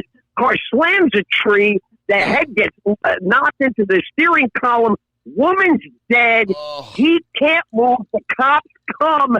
They say, you got her killed. You put her in harm's way, fellatio manslaughter. Wow. It killed. People went nuts. They went crazy. Yeah. The whole bit was like 20, 30 seconds. I looked over at Foxworthy. He's giving me the okay, and I walked. I was it, man. I did a George Costanza. The minute the room is up, I'm out. First time I hit. So that was baptism of fire. That started, there you go. Being thrown out of the nest. Talking with Ed Tyll, again, of the Ed Tyll Show, here in Orlando and abroad across the nation. But what I love about this guy, man, is he is a very much someone that, you don't expect any kind of silence. You know what I mean? The dead air is not an issue. This guy has his shit together, and if there's ever a moment where something doesn't go this way or that way, this guy is going to be talking to you intelligibly, I will say, not like, but you have you were born for radio, man. So I love to hear the comic element, coming out and being, very much kind of a part of this story. Around that time, too, to give you a segue back in, it was Shock Jockomania, right? Shock Jock was a terminology. Absolutely right. America was going for it, man. They were coming every city, every angle, and I think you did allude to before. I get invited to, like, the Mount Rushmore. I mean, the Loop in Chicago is no one really was able to pull that off in America. Where from opening words at 5 a.m. all the way until I was done with them at night, all local insane. Nobody normal. Not one normal show. Crazy. Master entertainers. A morning guy who used to wake up people like Cosby, who didn't know the call was coming back in the day when he was Huxtable. So massive A-list celebrity wake-ups with Johnny Brandmeier, Gary Busey hanging in the hall one day doing rails. I'm leaving the building from doing production. These guys are in early for the morning show, and they're like coking up. And I'm like, It's the loop, man. Shut up. Yeah. It's the loop, man. Just be cool, man. Be cool, man. Be cool. Be cool. Yeah, be cool. So I was like, cool. And everybody, it was plausible deniability. And all the bad behavior I ever saw was never witnessed by anybody. Yeah. So, that's just the way it's supposed to be back in the day. And no casualties, by the way. Yeah. I never saw any law enforcement or ambulances. So it really was, a special time. It really was. A special window. Really was. It was fascinating. Well, you were definitely crowned. Yeah, you were definitely in that category of shock jock. People think just Howard Stern, but exactly what you're doing. Now talking with us, it's very evident. You could get somebody's blood pressure up a little bit. You could probably easily do that without question. But that's what's cool too. Is I will say you bring up topics that are. Not necessarily noticeable to the average eye, I will say, So in saying that, let's get back to the story. I'm sorry. No, you're good. Go. That was the gushing. You're right on there. You're right. That is, listen, go back to what I said about the Bronx, right? You are always, no one wants to hear somebody talking about nothing. If it's, Seinfeld was using that sarcastically, not literally. It's like George. That was such a great episode because George was selling it. He didn't get the double meaning. He thought it really was nothing. No such thing as nothing. Nothing is something. So our deal when we were young was when it comes to you, don't waste it on some crap that somebody else said. Oh, yeah, I agree with Tommy. Led Zeppelin's amazing. That's it. That's what you got. Led Zeppelin's amazing. Then what the hell do we need you for? We just heard that from him. You don't have your own opinion. Yeah. Come on. You got to find something interesting. So, if it is all rock and roll, I'm always with the details. I like drumsticks, flying picks, broken strings, brands of keyboards, how many purple lights, what with the yellow, where are these guys standing, how does Robert play? I went to see Zeppelin on a whim on my own. Nobody would go. I'm scalping alone on a Monday, beginning of a 5 performance set. I show up at the joint. I walk around waving my singles. I get my ticket right away. I get in. I'm in the 3rd row of Zeppelin. I can't believe nobody came with me. I could have brought all my friends. Nobody. 3rd row Zeppelin, losing my mind, sitting next to the guy who sold it to me because his brother-in-law couldn't go. Me and the strange guy. When they come out, plant cartwheels in front of us. That's what we're supposed to be doing on the radio. You got to do the cartwheel, land in front of them. It's got to stick it. You got to stick the landing. Yeah. Or what are we doing? If we're not doing that, oh yeah, man, no, it's another show. Yeah, no, how you doing? No, I don't know, I'm not doing. Oh, yeah, what am I listening to? The hell, I can listen to my uncles. My uncles have arthritis. They're more interesting to listen to. Come on. Local legend Ed Tyll talking with us, and as we like to do, keep it kind of on a linear track. We're moving up in his particular career, and I think we're almost to the point where you get to Orlando, right? You got it. Orlando is fantastic. After 28 inches of snow, 3 winters in a row. Dude, it was as tall as I was some days with the drifts. I come out of John Hancock building, I go, what is that? What happened? And, oh, no, man, we get this all the time. Yeah, take it. Be cool, man. Cool. Freaking igloo over. So I love it. Michigan Avenue is where I live. It's beautiful. You can eat off the sidewalk, the beautiful river. They dye it green. Yeah, I had the Wrigley building. Mr. Wrigley, the gum magnate, built the Wrigley building for his wife to look like their wedding cake, and I lived above it. So I go to my living room window and look. Yeah, I lived on the 42nd floor, the clock was on 28. So I walk out the window, look down, and go, you look at it, washed in beautiful floodlights at night. There's nothing more romantic, but you're in the house all winter. I mean, it's like quarantine now. It's always 5 degrees and 7 inches of snow. So Orlando, I was like, wow, that was my first arrival in Florida.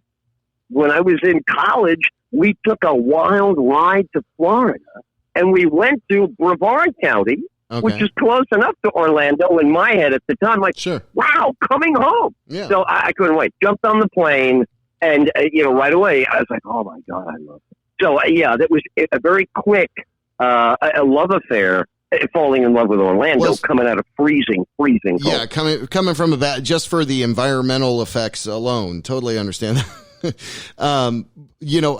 I guess that's right. Like right along the timeline too. Was that 93 area? Boy, you are good. 93 November. 93. I arrived and shake hands, and we did a deal in 4 days. Boom, boom, boom. Wow. And I think December 1 or 2 is when I get my apartment. And I got my parents coming down. I had to get 2 apartments. I had to get one for mom and dad and one crazy place for what me. A good guy. Right. Oh, you're kidding? No, we're like Nirvana. My mom and dad and me. Yeah, in my career, we're like we were inseparable. We're like a garage band. Didn't take much for them to come and visit me. But man, we made the best of it. That's Cookies, laughs, yeah. We're all. That's awesome. Well, no, and it's good to have that family vibe. I get into Orlando, and the mix of Orlando is phenomenal. I mean, I arrive, and they're already talking about Howard. As soon as I get in the building, they're like, Howard. Yeah. I said, really? I said, am I going to get to follow Howard? Don't jinx it. I said, I can't say anything. So as soon as I got there, the hair on the back of my neck was standing up, and then Phillips. Then when I hit the building, it's all Phillips. Come on, the suspenders, the mustache, the perfect tan, the hairline. I mean, the guy is out of control. He looked at me and goes, who, a class guy. He goes, who dresses you? He goes, I said, this young girl I'm sleeping with. He goes, well, you got to get your own clothes. You got to get your own ideas. He goes, she means well, but you got to dress. I said, all right, Jimmy, they taught me how to play Mahjong. There's no better human being in radio who I met. What a lineup. Came on his turn. Yeah. Well, Ed, what a lineup. And along with another guy that we love the crap up out of around here, Daniel Dennis, who I know you worked with. But what a great guy, though, right? Jim Phillips. And sadly, he has left the airwaves. But the spirit of having you on in Orlando really brings that back, because I want to recreate the scene for people, because this was huge. I believe that was kind of the inception of 104.1, where they had all talk kind of a format that wasn't really done before. So this Howard Stern is opening things up. You got Ed Tyll in the afternoons, and you got Jim Phillips wrapping up the day, and that's how a lot of Central Floridians live their life on the radio, like with this awesome talk radio experience. So anyway, as we geek out about that, you did that role for a little while and kind of came in through Orlando. A lot of stuff. If people Google search stuff out there, they could see. Maybe there's some interactions, going on, some shenanigans. Let me give you the best one if anybody can find this online. Still my favorite. Okay. It goes all the way back to 1995. 1995. Okay. I'm obviously having fun. Whatever we're doing. Somebody runs it. Might, Daniel might. Daniel's so good. It could have been his data point. I mean, it's so long ago. But Daniel would have latched onto this immediately. It's hilarious. Okay. Run in the studio. Dude, there's a website called beatupedtill.com. You click on your face and punches you in the face. Yeah. You click on your ball, they kick you in the ball. So it's hilarious. Everybody punches and kicks on the page. I said, you're making this up, right? I said, you're just trying to mess with me. He goes, no, dude, when you get up. So I get off the air like at 3:01. Boom, I'm in front of a computer, and there I am. Cartoon face. Beating the crap out of me. So that's the way I remember. There's a vivid memory of the interactions. I believe was your word on the way. There were some interactions. There were. I mean, yeah, out there, like we're understanding now, you're a very easily, straight spoken type of guy. If something's going on, you'll talk about it. You're not going to leave any conversation stone unturned, as it were. So, along that whole spirit, you run into a lot of controversy because as you're, got this shock jock label, kind of thing. People kind of come to respect that and appreciate the fact that you're going to call out bullshit, Let me. You know what? I'm going to tell you something. I don't tell the story at all, but I've told it. But I haven't told it in 15 years. But I'm going to tell you guys because you'll appreciate it. And we've covered this issue a moment ago, but not like this. What I'm about to tell you. Oh. Okay. Yeah, I'm a straight talking guy. I tell it the way it is. That's why they hire me, right? Oh my God! If I had a nickel for anybody, everybody, I should say, whoever wanted me on reputation, then had a problem with me after I was in the bill. So let me tell you an important story. When you're at the papal Mecca, Vatican of personality radio, as we've discussed, that's where I was, right? I mean, my God, Johnny Brandmeier, Kevin Matthews. Kevin is somebody who should not be overlooked. One of the genius personalities, character developer, storytellers ever before a microphone, dominated the midday in Chicago. Ratings-wise, loyalty-wise, nothing like him. Yeah. Kevin Matthews. I sat in for him often. Fantastic experience. So this is the backdrop. These guys are masters. I also should tell you, it was published. I'm not telling you a secret right now. Their salaries were 7 figures. 7. Yeah. Not 6 figures. 7. And not just the one in there to just have the 7th figure. It's above a 1. It goes close to the end of the single digits. Okay. So this is who I'm in the building with. All right. This is Led Zeppelin territory. I'm not Led Zeppelin, but I'm in Led Zeppelin territory. Yeah. It's pretty epic. Yeah. Pretty epic. Thank you. So if I tell you that my agent says, you have to be at Larry's office at 10 o'clock. Get in there, and you got to just stay calm. Stay cool. Right. Don't blow up. Just be in Larry's office. What? I'm not going to tell you a word about it. You're going to get all pissed off, and you can start the way you always get. So I'm telling you right now, be cool, but you got to be in Larry's office. All right. So, okay, take an Ed Tyll chill pill, right? Get the girlfriend, get anybody, call your mom, do whatever the hell you have to do to unpsycho what's just been planted on you. Because, don't forget, you're terrific. You're great. Fellatio manslaughter. You're great. Yeah, okay, it's not going to be about how great it is, right? So now we get to now I arrive. He's there and she's there. They're already buttering up. I can see my agent almost making out with him because, it must be a big barn fire over what I did. So what did I do? I didn't use any F-bombs. I haven't called for the overthrow of the U.S. government. There's no reason for whatever's going on. So Larry says, Ed, we respect you. You're a great guy. But I'm going to play a tape for you. Listeners heard the tape, but even though her name is spelled Lisa, you have to say Lisa because everybody's special. Listeners heard the tape. You're going to hear the tape now. I just want you to hear what we heard and what the audience heard. Okay, Larry, thanks. I appreciate right away. You want to be a good little bullshit altar boy. No, I'm glad we had a chance to take a look. Yeah, well, just listen to the tape. That tape comes on. Listen, Ed, you're an idiot. You're a big moron. I listen to you. You're an idiot. You know what I'm talking about, Ed? You don't realize how stupid you sound because you're an idiot. I go, really? I said, sir, is this the only word you have in your descriptive vocabulary? Or do you want to go back and have sex with your immediate family members? We can't. You realize that you talked about incest to him? Do you realize that rare incest to him? You really don't think...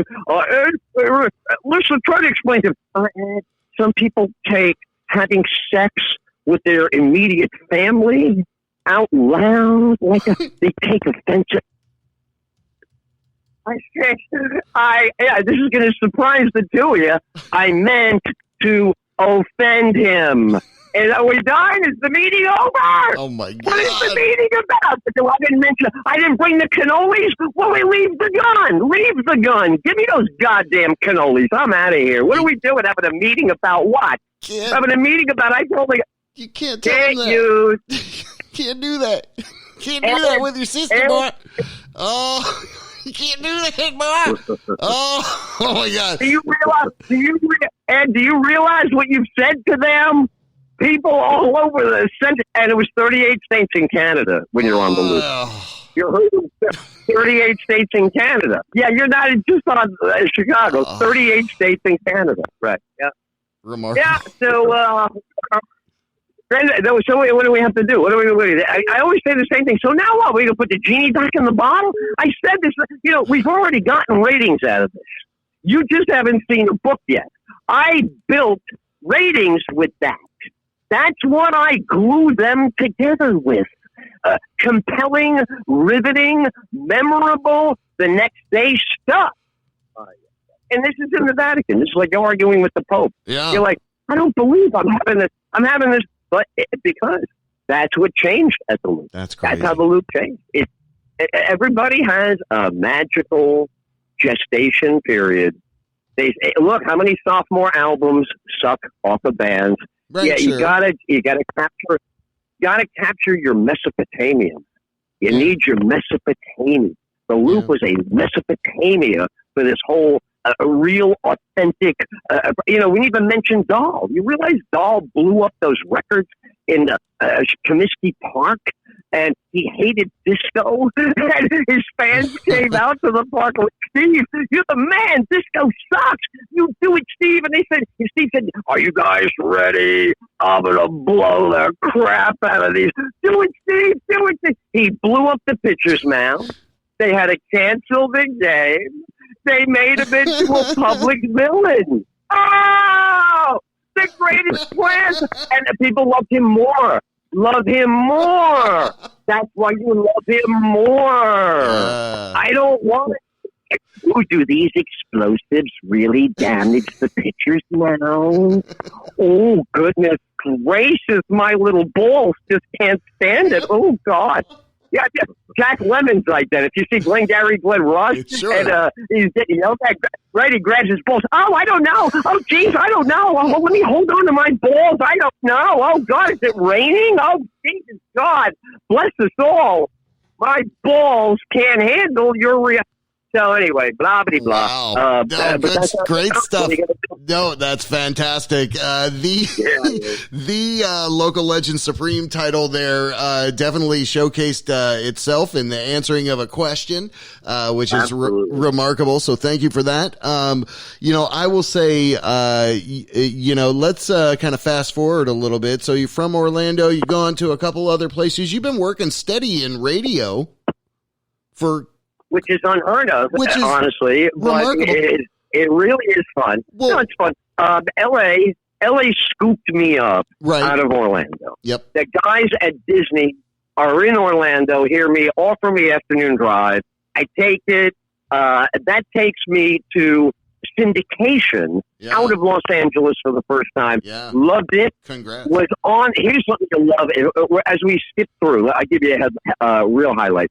The day before 9/11, I'm on in my hometown, WOR, New York, a station my grandparents listen to, everybody listens to. Yeah. I'm on filling in for that great guy I told you about in my kitchen. The guy that my mom listened to in the kitchen, I'm doing his show because he's 70 and he's on vacation for a week in Martha's Vineyard. I'm on, and the news girl says, "Oh my God, I remember you. Oh my God, did you go to Cardinal Spellman?" I'm like, "Oh my, this is not happening. Look at this. I'm going to inherit Bob's job. This is it. I was meant for Bob's job. He's old. I love Bob. I'm talking to Shelley Sunstein. I'm getting this gig." I get off the air. The sales guy says to me, "You did great live spots. That's very important if someday you should join us." Oh, my God, I was lost a blood vessel. I run out. I call all my buddies from college. I go, "What are you guys doing? Beers on me. Come into the city." I said, "I'm here all week." I said, "You got to come out tonight. We'll watch football. We'll have a great time, but I'm here all week. We're partying." I said, "I am going to get afternoon drive." And I wake up in the morning, and I go, "What are all these sirens?" On Lexington Avenue, Flower. She goes, "I don't know, Edward. I just woke up a little while." I said, "Well, open the window." I said, "Something's wrong. There's too many sirens." I said, "We're in Manhattan." I said, "You don't have 99 fires. Open the window," and they are coming. They're coming. They are coming. And I'm looking down south, and I see, but I don't know, it's coming from the World Trade Center. Smoke. So I go, "Turn on the TV. Something's bad happening in Manhattan." Boom. Right as soon as you turn on the TV, second plane. Boom. So I missed all the naivete. I missed the whole plane. Oh, my uncle jumped. A rock hit an asteroid. All that nonsense. I walked right in on a second plane is hitting the world.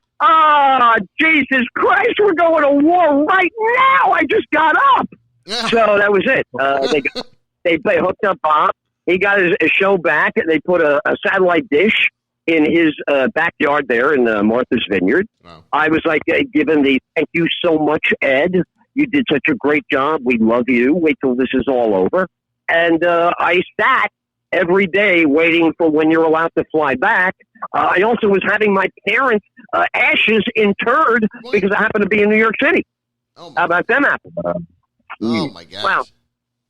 The three of us were together on 9/11, and nice tie-in. See, nice tie-in, and that's the beauty of Ed Tyll. You can listen to his show. It's on pretty much the noon to 3 segment. So he's back in the afternoons, back here in Orlando on Florida Man Radio. And what is that? 105.5 and 660 AM. 105.5 FM. You are spot on. Those are correct. 105.5 FM and 660 AM comes all the way out to the ocean, which is where I live. I do the show from Oceanside studio of my own. Nice. And the station comes in great out here. It's awesome to be back. I'm in Orlando all the time until the quarantine happens. Welcome back. What beach are you on? Ed, what beach are you at? What beach are you living on? Do you know Melbourne Beach? Familiar with Melbourne Beach? Yeah, absolutely. Wow. Yeah. You know what? All the steak you can eat, all the breakfast that you can have, and all the beach walks in the world. It's just, I love Satellite Beach as well. But Satellite, Melbourne Beach, it became, Satellite, if you just want to get your head together and you want to stop all the noise, just go walk by La Playa. They're all every building is called La Playa, a La Playa, Dosa La Playa. They're all nice and beautifully quiet. I like Melbourne Beach. I like my steak and my breakfast. I got to get my steak breakfast and a beach walk. That's great. My doctor says I have to have that. That's awesome. That's a great doctor. Sure. Give me that doctor's name. We are talking with Ed Tyll. Oh, sure. I want that doctor's. I want that doctor's name. All right. I guarantee you he has an office near you. You may have heard of the Outback restaurant. Doctor runs an Outback. All of his recommendations are on the menu. That's my remarkable doctor of. He's a beef doctor, so I left that part out. Big deal. So, PhD. No worries. Ed Tyll, you can check him out noon to 3. Florida Man Radio. Any other kind of closing thoughts or sentiments before we'll bust out of this? Because I want to say, your conversation with us is a great cross section of what you get on the show. I think I tuned in today and you brought up something about, Oprah was on, crying about something on TV. And, it really was, almost like, oh man, why are you saying that? Oprah's cool. But to a degree, right, you were saying. That's why I said it. Well, that's why I said it. She gets that pal. Look at you. Yeah. This is so great. That's exactly exactly why I did that. Because she gets a lot of passes, and if you heard the monologue, it's always a free call, it's always a quick this, always a quick that. Her and Barack Obama should have been in a big Bell jet helicopters, dropping stuff out, making people feel good, washing your hands. This is no time. She said this morning on this thing, it was killing me. She said it in Morning Drive. They're wiping us out. They're taking us out. What are you doing? America loves you. You're a cheerleader. Get your pom-pom. Don't be hanging crepe. Get your pom-pom. Well, this is the country that made you a billionaire. Get your pom-pom. It's just that. Get your pom-pom. Well, and Ed, not to cut you off, but it's exactly that. You do have a lot of money, and you can't abuse that by getting on TV. The point, I think, is that, use the money to make things better. Don't get on the TV. Anyway, right? but people can come to their own. People can you come said that much more diplomatically than me. Good for you. There you go. Right. Well, people can come to their own conclusions. Yeah, I mean, even with everything, I don't think Trump needs to be on the damn TV every damn night. Get him out of there. Take a break. Anyway, he's my trail boss.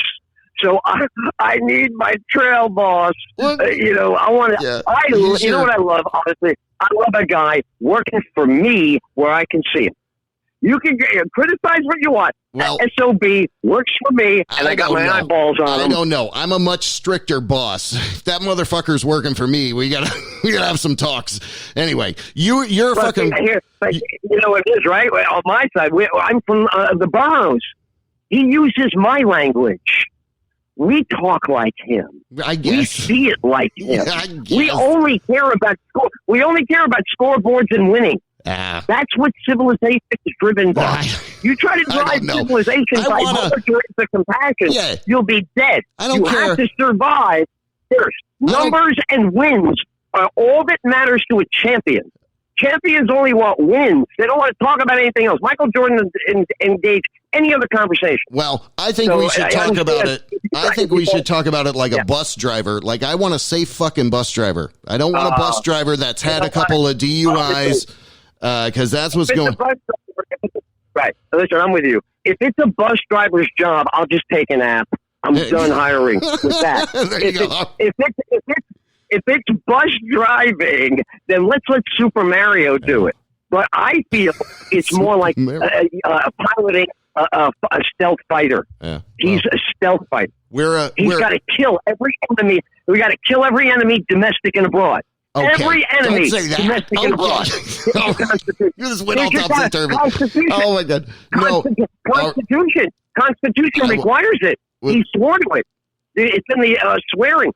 Domestic and abroad, foreign and domestic. So he does have to guard, right? He's a cranky guard. I'll give you that. Come on. Everybody wants him to do some great stuff. That's what I will say. We are stay positive and focused. I don't want to concentrate on the past and negativity. The future going forward is what we are all about. It's Ed Tyll. Stoking the fires over here. You're stoking the fires, bro. Yeah. On that note, don't you feel great? Everybody overestimated the death numbers, and we are behaving well with results. Yeah, I agree with you. That is awesome. Yeah. That is awesome. We're working behaving together. Well. Yeah. Behaving well. Pays huge dividends. Yeah. Huge. Well, I can't wait till everybody can get back out again. But until then, if you are on a lockdown, again, it's 105.5 Florida Man Radio, 660 AM. You've got the badass WDYZ call letters over there. So a lot of good stuff goes on. We do. Yeah, you got to remember that was back in the day. Are you guys going to visit with me? Will you visit with the Ed Tyll Show one day? What do you mean? Oh, hell yeah, we'll come in. The Reverend and I would love to. Oh, my God. Well, coming in, we have to wait till after quarantine, but we got good we'll telecommunications. Yeah, we'll be happy to. Yeah, absolutely. Oh, my God. Wait, to be continued. You know, we didn't get to spend any time with your background. Your love of radio is what got you to ask me to come on. Yeah. That's what got me to say yes in a nanosecond. I'll share this. People who love what we do. I'll share this, Ed. And again, I put a message request out there a pretty long time ago, and Ed just recently kind of responded to it. And I was like, man, this was freaky. So let's do it, because, dude, you would be surprised. Me doing this show 10 years, I have asked so many people so many damn things. If some of those messages want to come out of dormant, that's great. I'd never have to schedule another freaking thing or do anything again. But that's why I'm like, you know what? A good friend of ours on this show says, sometimes it's as easy as asking, and sometimes it's as difficult as continuing to ask. And that is from our friend Andrew Spear. Andrew's right about that. I want to congratulate you. Did you just say this is a 10-year program? Right. And we didn't even get to the internet radio stuff that you were a part of. So, yeah, we started in 2010. Wow. Yeah, more to do. Yeah, more to do next time we chat. And more to do. Fantastic. Yeah, we'll stay in touch. 10 years. I mean, any sort of continuity and longevity like that is really meaningful. That's what's going to be around. That's what's going to endure. When they get down the road, they look back. They will look at things that big. That's congratulations. Thank you so much, man. I'm so glad to be with you guys. Thank you so much, man. That's remarkable. We really appreciate it. We are, dedicated to talk about every week: art, music, food, activism. These are our kind of, buckets that we work out of. And there's, of course, always a bunch of interesting people related to all of those different topics or multiple topics. So I think it was awesome on this call. We learned you have that art and music kind of in your background. You definitely are an artist, and people can enjoy your art on the fly, on the weekday, during the noon to 3 hours. Ed Tyll, hang on the line. I'm going to jump to a track, but hang on the line for me. It's the JB Rev Show. Great to be with you, man. Thank you. Thank you, brother.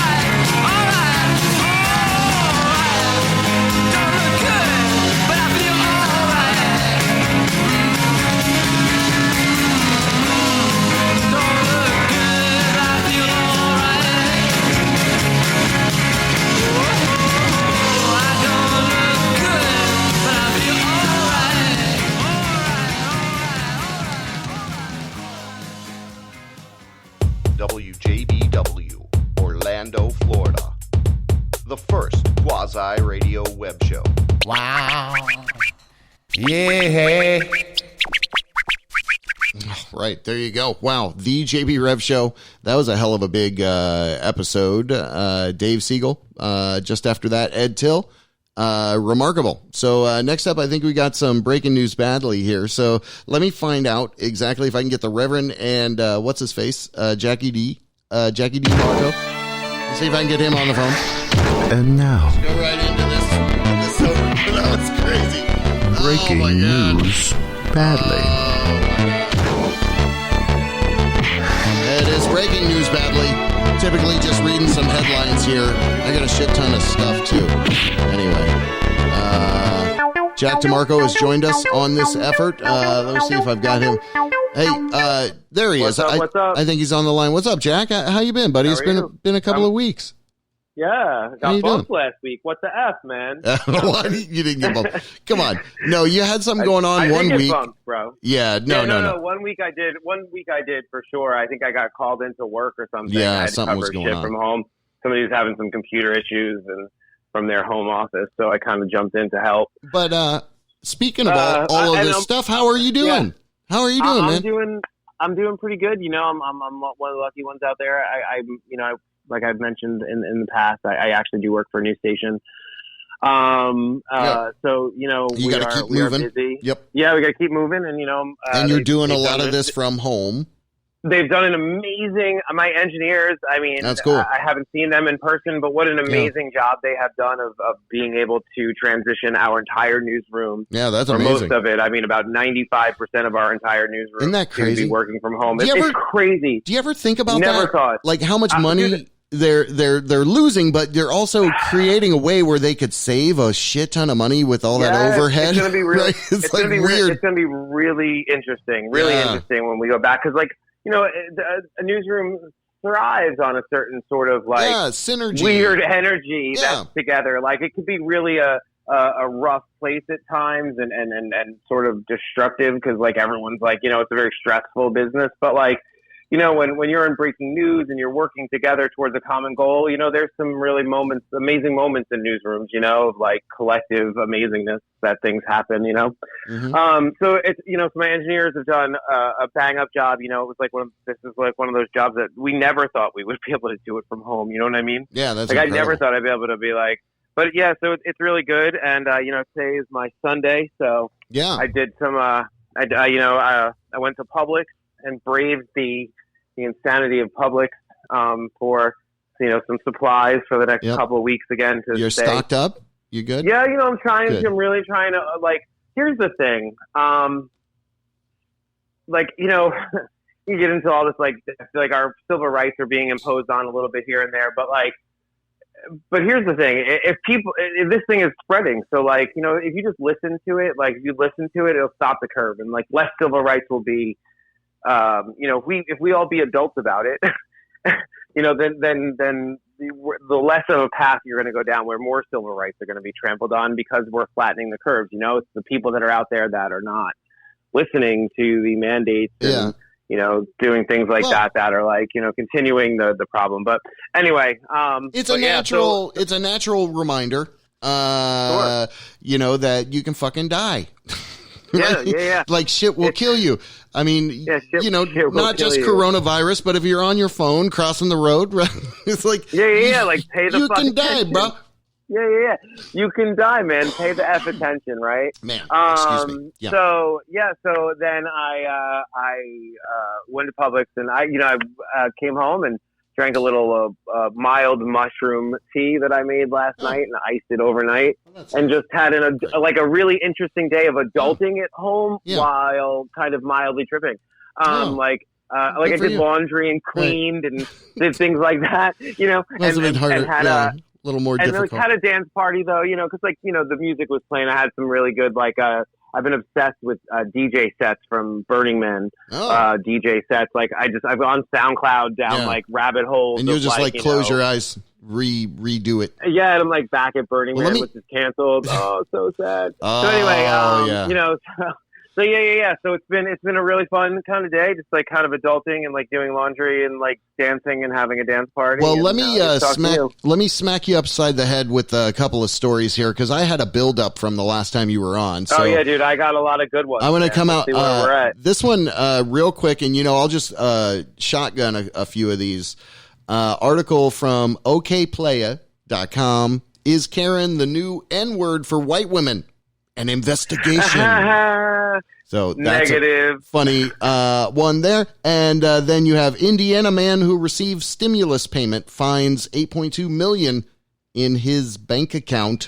You might have that. Shit. You might have that one. I don't know. That's from Newsweek.com.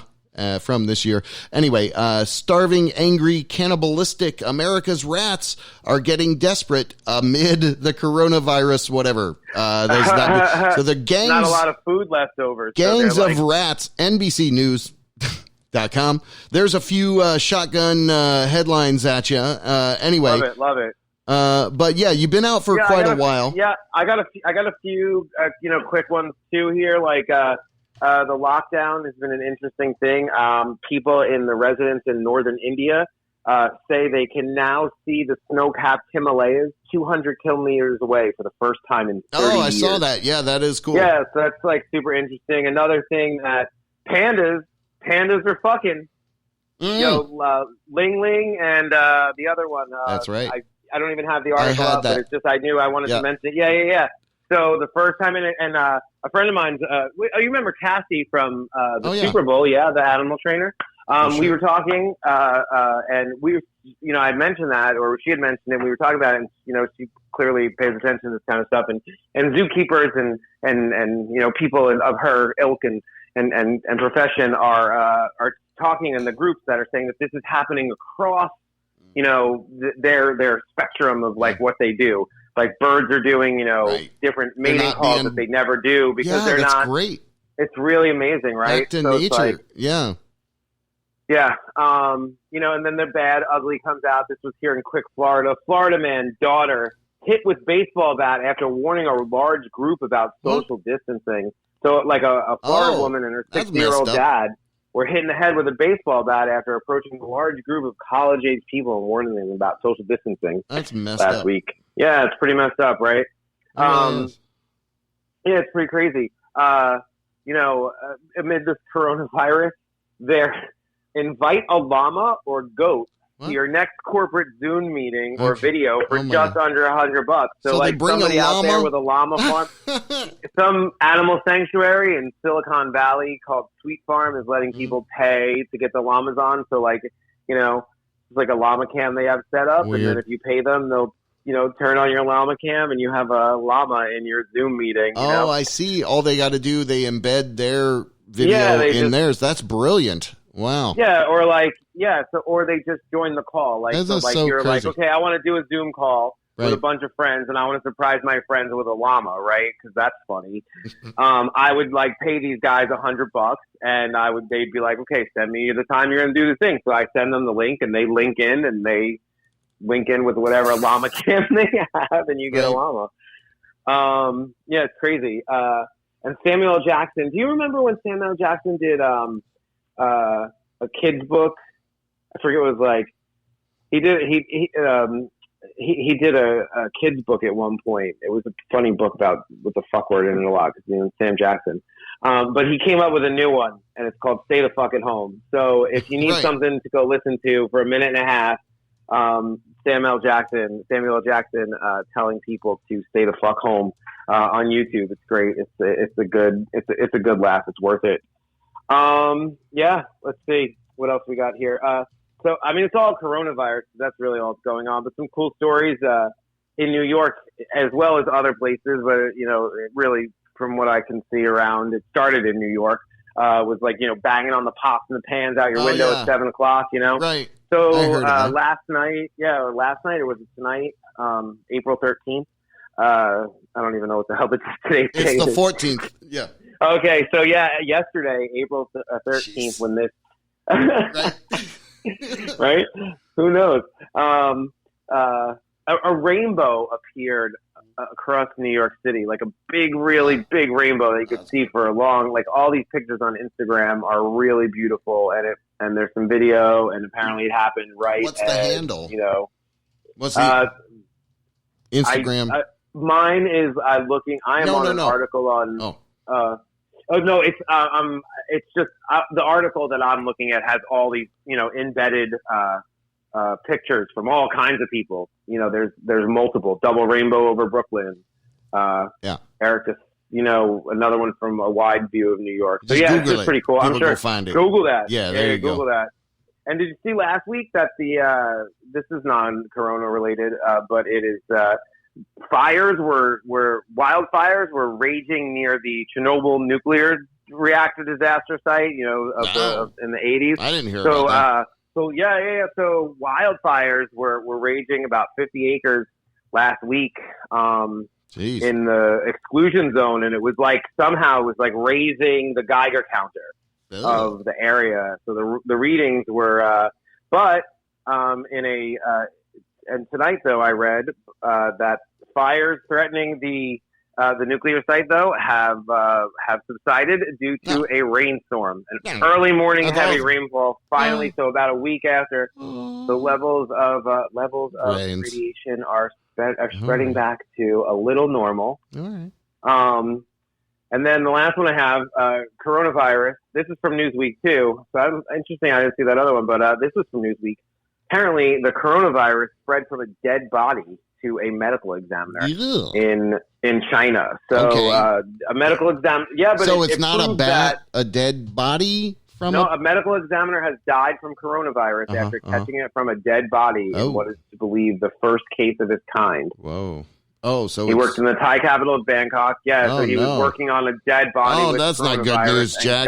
Oh my God! I know that's really. I have other. I don't want to end on that. I have more. So let me. I have one more, and then you can take it over. Okay. A woman arrested after stealing a news van with a reporter inside. I mean, come on. That's hilarious. Stupid criminals. Where is that what from? are you gonna do? Midtown Atlanta. So yeah, some woman, 6 a.m. decided she was gonna steal can you steal a more conspicuous vehicle conspicuous, with yes. Yeah, or more conspicuous, less conspicuous. Yes, a less conspicuous. Wait, is that what you were saying earlier today? People don't know how they're using these words? Yeah. Anyway. I couldn't care fucking less. Yeah, there you go. You could not? Okay. Anyway, all right, so here's... Could you not pick a more conspicuous vehicle? That would be... Yes. Yeah, that's how you would say it. Could you not pick a more conspicuous vehicle? Could you not pick a more conspicuous? I see. Yeah, your like brain wasn't sarcasm. There. Yeah. Yeah. I was thinking you were saying a little less conspicuous is what I thought you were saying. You would want to pick a little Anyway, less only people with brains one, get this, I guess. I don't know how many of those we got left. Here's some more bad news to close on. The pandemic has caused a national surplus in chicken wings that may go to waste. Oh, no. And we should not stand for it. Anyway, there's the article. The root. Give them away. If they're going to go, give them away. There's plenty of hungry people who don't have fucking jobs. What the fuck?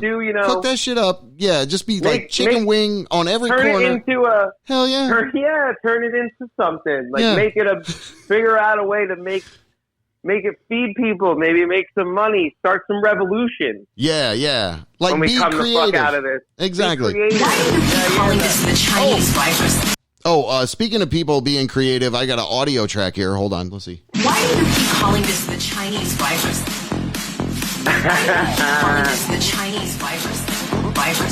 Why do you keep calling this the Chinese? Why do you keep calling this the Chinese? Why do you keep calling this the Chinese virus? It's not racist at all. No, not at all. It comes from China. There you go. People being creative. I like it. All right. And I got another one.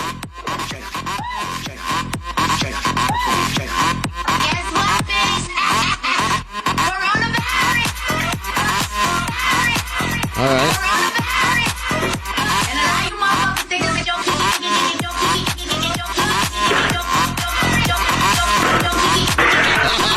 It's not racist at all. No, not at all. It comes from China. All right. China. I got another one for you too. Hold on. You may have heard this one, but it is pretty interesting. It's what people say is now being turned into a lot of media out there. Let's see if we can hear this guy. Hold on. In the name of Jesus. In the name of Satan, you bow your knee. Satan, you bow your knee. You fall on your face. You fall on your face. What the fuck? COVID-19.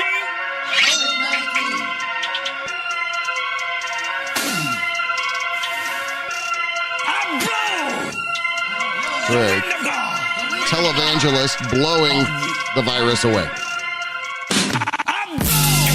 I saw that headline, but I never watched it. So yeah, thank you for that.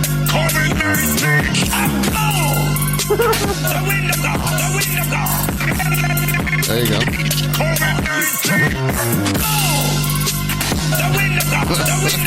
Some pretty crazy stuff.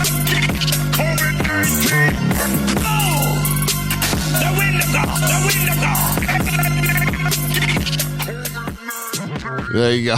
Okay, so some original. Speaking of crazy pastors, did you see Right. the bishop who said God is larger than COVID-19 has died? No, I didn't see that. Yeah, like a bishop. He's in Virginia. Yeah, he said, he was claiming that there's no way he would get it larger than COVID-19. Oh, and a cruel twist of ironic fate. Okay. So it leads me to, I'll leave you with this story, and then I must go Yes. to other adventures. It's called eating dinner. Yes. There's a man, right? 60, 70-year-old man, and he's and the flood's starting to come. He lives on the banks of the river, and the flood's starting to come, and so a boat comes by and says, "Hey, get on in." And the guy says, "No, God will save me. God won't let me die." Okay. And I the think I've flood heard waters this. get a little higher, right? All Get right. harder. Another boat comes. He says, "God will save me." The third boat, it gets higher. Third boat rescue comes. They're begging him to get on. He says, "God will save me." Finally, the floodwaters take him. He dies. He gets to heaven. And he's like, "God, why didn't you save me?" He's like, "Bro, I sent 3 boats, man. 3 boats." You know what I'm saying? Folks, we gotta get good people to stand up against these people. 3 boats, man. I sent 3 boats. Yes. Sorry. The Jack DeMarco. Appreciate you, buddy. A little breaking news badly, as we like Thank to you. do it. Yeah, it was terrible tonight. I was terrible. I can't. No, you were good. I can't kidding. wait till we can all see each other again. It'll be a good. I know, and hang out and do this back in person. I know. I mean, well, if you want to come in studio, can we do that? I don't know. I'm being told we might be able to soon do that. So Hold on. I'm really, soon, I don't know. I'm really trying to just, Limit be smart your. about it. Yeah, I got you. I'm really just like, It's on I figure, lockdown now. It's on yeah, lockdown. we're on lockdown. You're on lockdown. Why not? You're just Why right down not? the road. Like, why not be smart on about lockdown. Yeah. Anyway. it? I'm keeping the social distance. I'm keeping socially isolated. Keep a social distance, man. All right, brother. Well, you rock. Much gratitude for your shit. And Thank you. I always have fun. Thank you for letting me do my thing. Of course. I'm going to go into a quick meditation. Let's see if you can hold on the line, or you can go off the line. Hold on. Let me just go into this thing. Hold on. Do your thing. All right, and we'll come back, talk about sponsors. Sit or lie comfortably, quietly. Allow yourself to be here, fully, in this moment. With your eyes closed, begin to connect with your inner world of thought and feeling. Gradually, let the horseshit of the external world fade from your awareness. If you find your mind wandering to other thoughts, don't let it concern you. Just acknowledge that all that shit is fucking bullshit. You're here now, in this place, with your inner stillness. Those bitches can't get under your skin. They can't even. Take in a deep breath. Now breathe out. Just feel the fucking nonsense float away. Take full, deep breaths.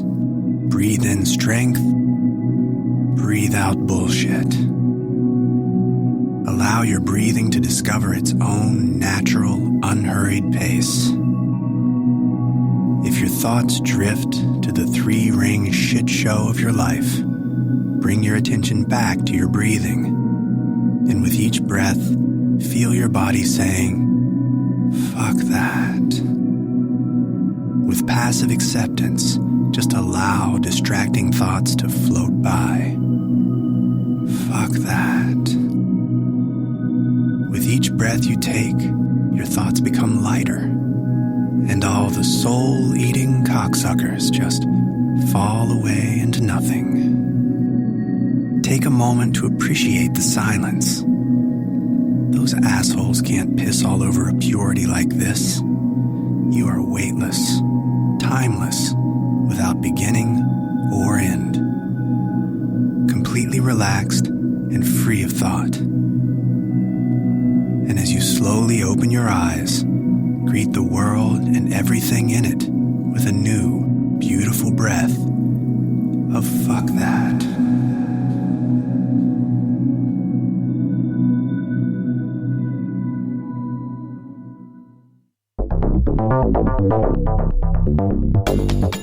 All right, there you go. So, that is Breaking News Badly. That is the JB Rev Show. Muchos gracias for everything. We got a little sponsor crawl here that I'll go ahead and roll into, and then a couple of tracks from Richard Cheese will close out this entire episode. So, I'm not sure what we got going on for next week. We may take one of these infamously, the Bigfoot. We may take a week off. I don't know. It's season apocalypse. Who knows? Anyway, much love and respect to the people that are in your life. Try to do that. Anyway, see ya.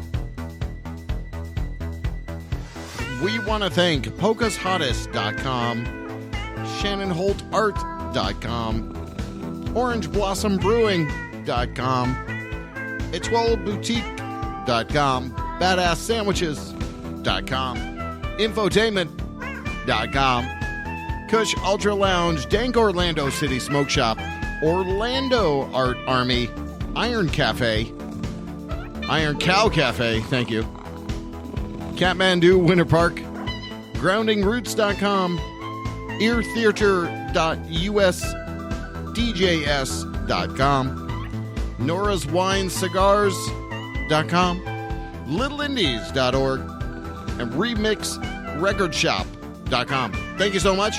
Season 10 of the JB Rev Show keeps rocking. That's how we do it. Local businesses are awesome. Thank you.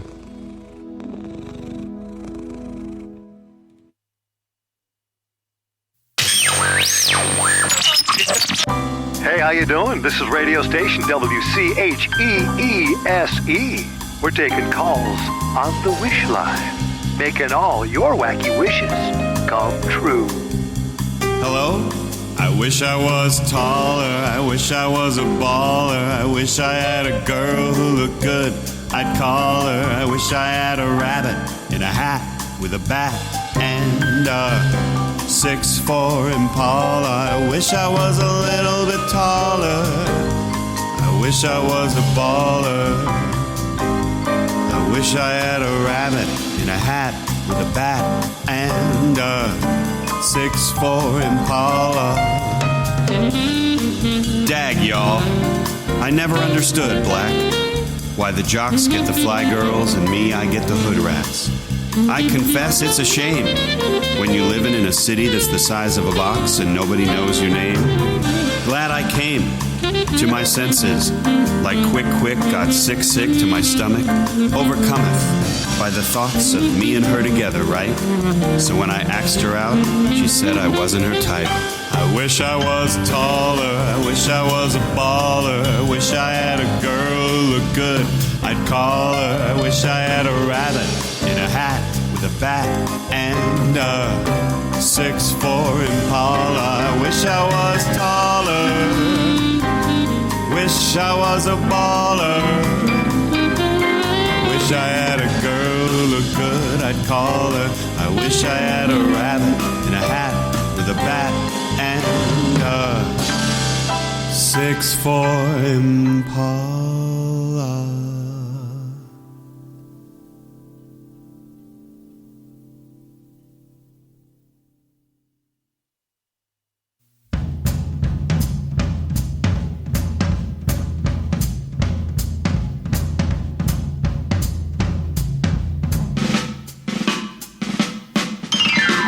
That's great, it starts with an earthquake, birds and snakes, an airplane. Lenny Bruce is not afraid. Eye of a hurricane, listen to yourself churn. World serves its own needs, don't misserve your own needs. Feed it up and knock speed, grunt no, strength no. Ladder clatter, fear fight, down hide, vitriolic, patriotic, slam fight, bright light, feeling, pretty sight. It's the end of the world as we know it. It's the end of the world as we know it. It's that end of the world as we know it. And I feel fine. The other night I tripped a nice continental drift divide, mountain sit in a line. Leo, Len, Les, birthday party, cheesecake, jelly beans, boom! Symbiotic, patriotic, slam, butt neck. Is that right? It's the end of the world as we know it. It is the end of the world as we know it. It's the end of the world as we know it. And I feel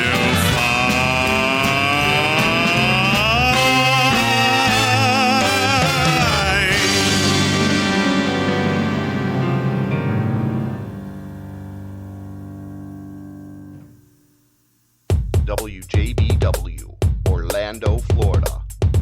The first quasi-radio web show. Wow. Yeah.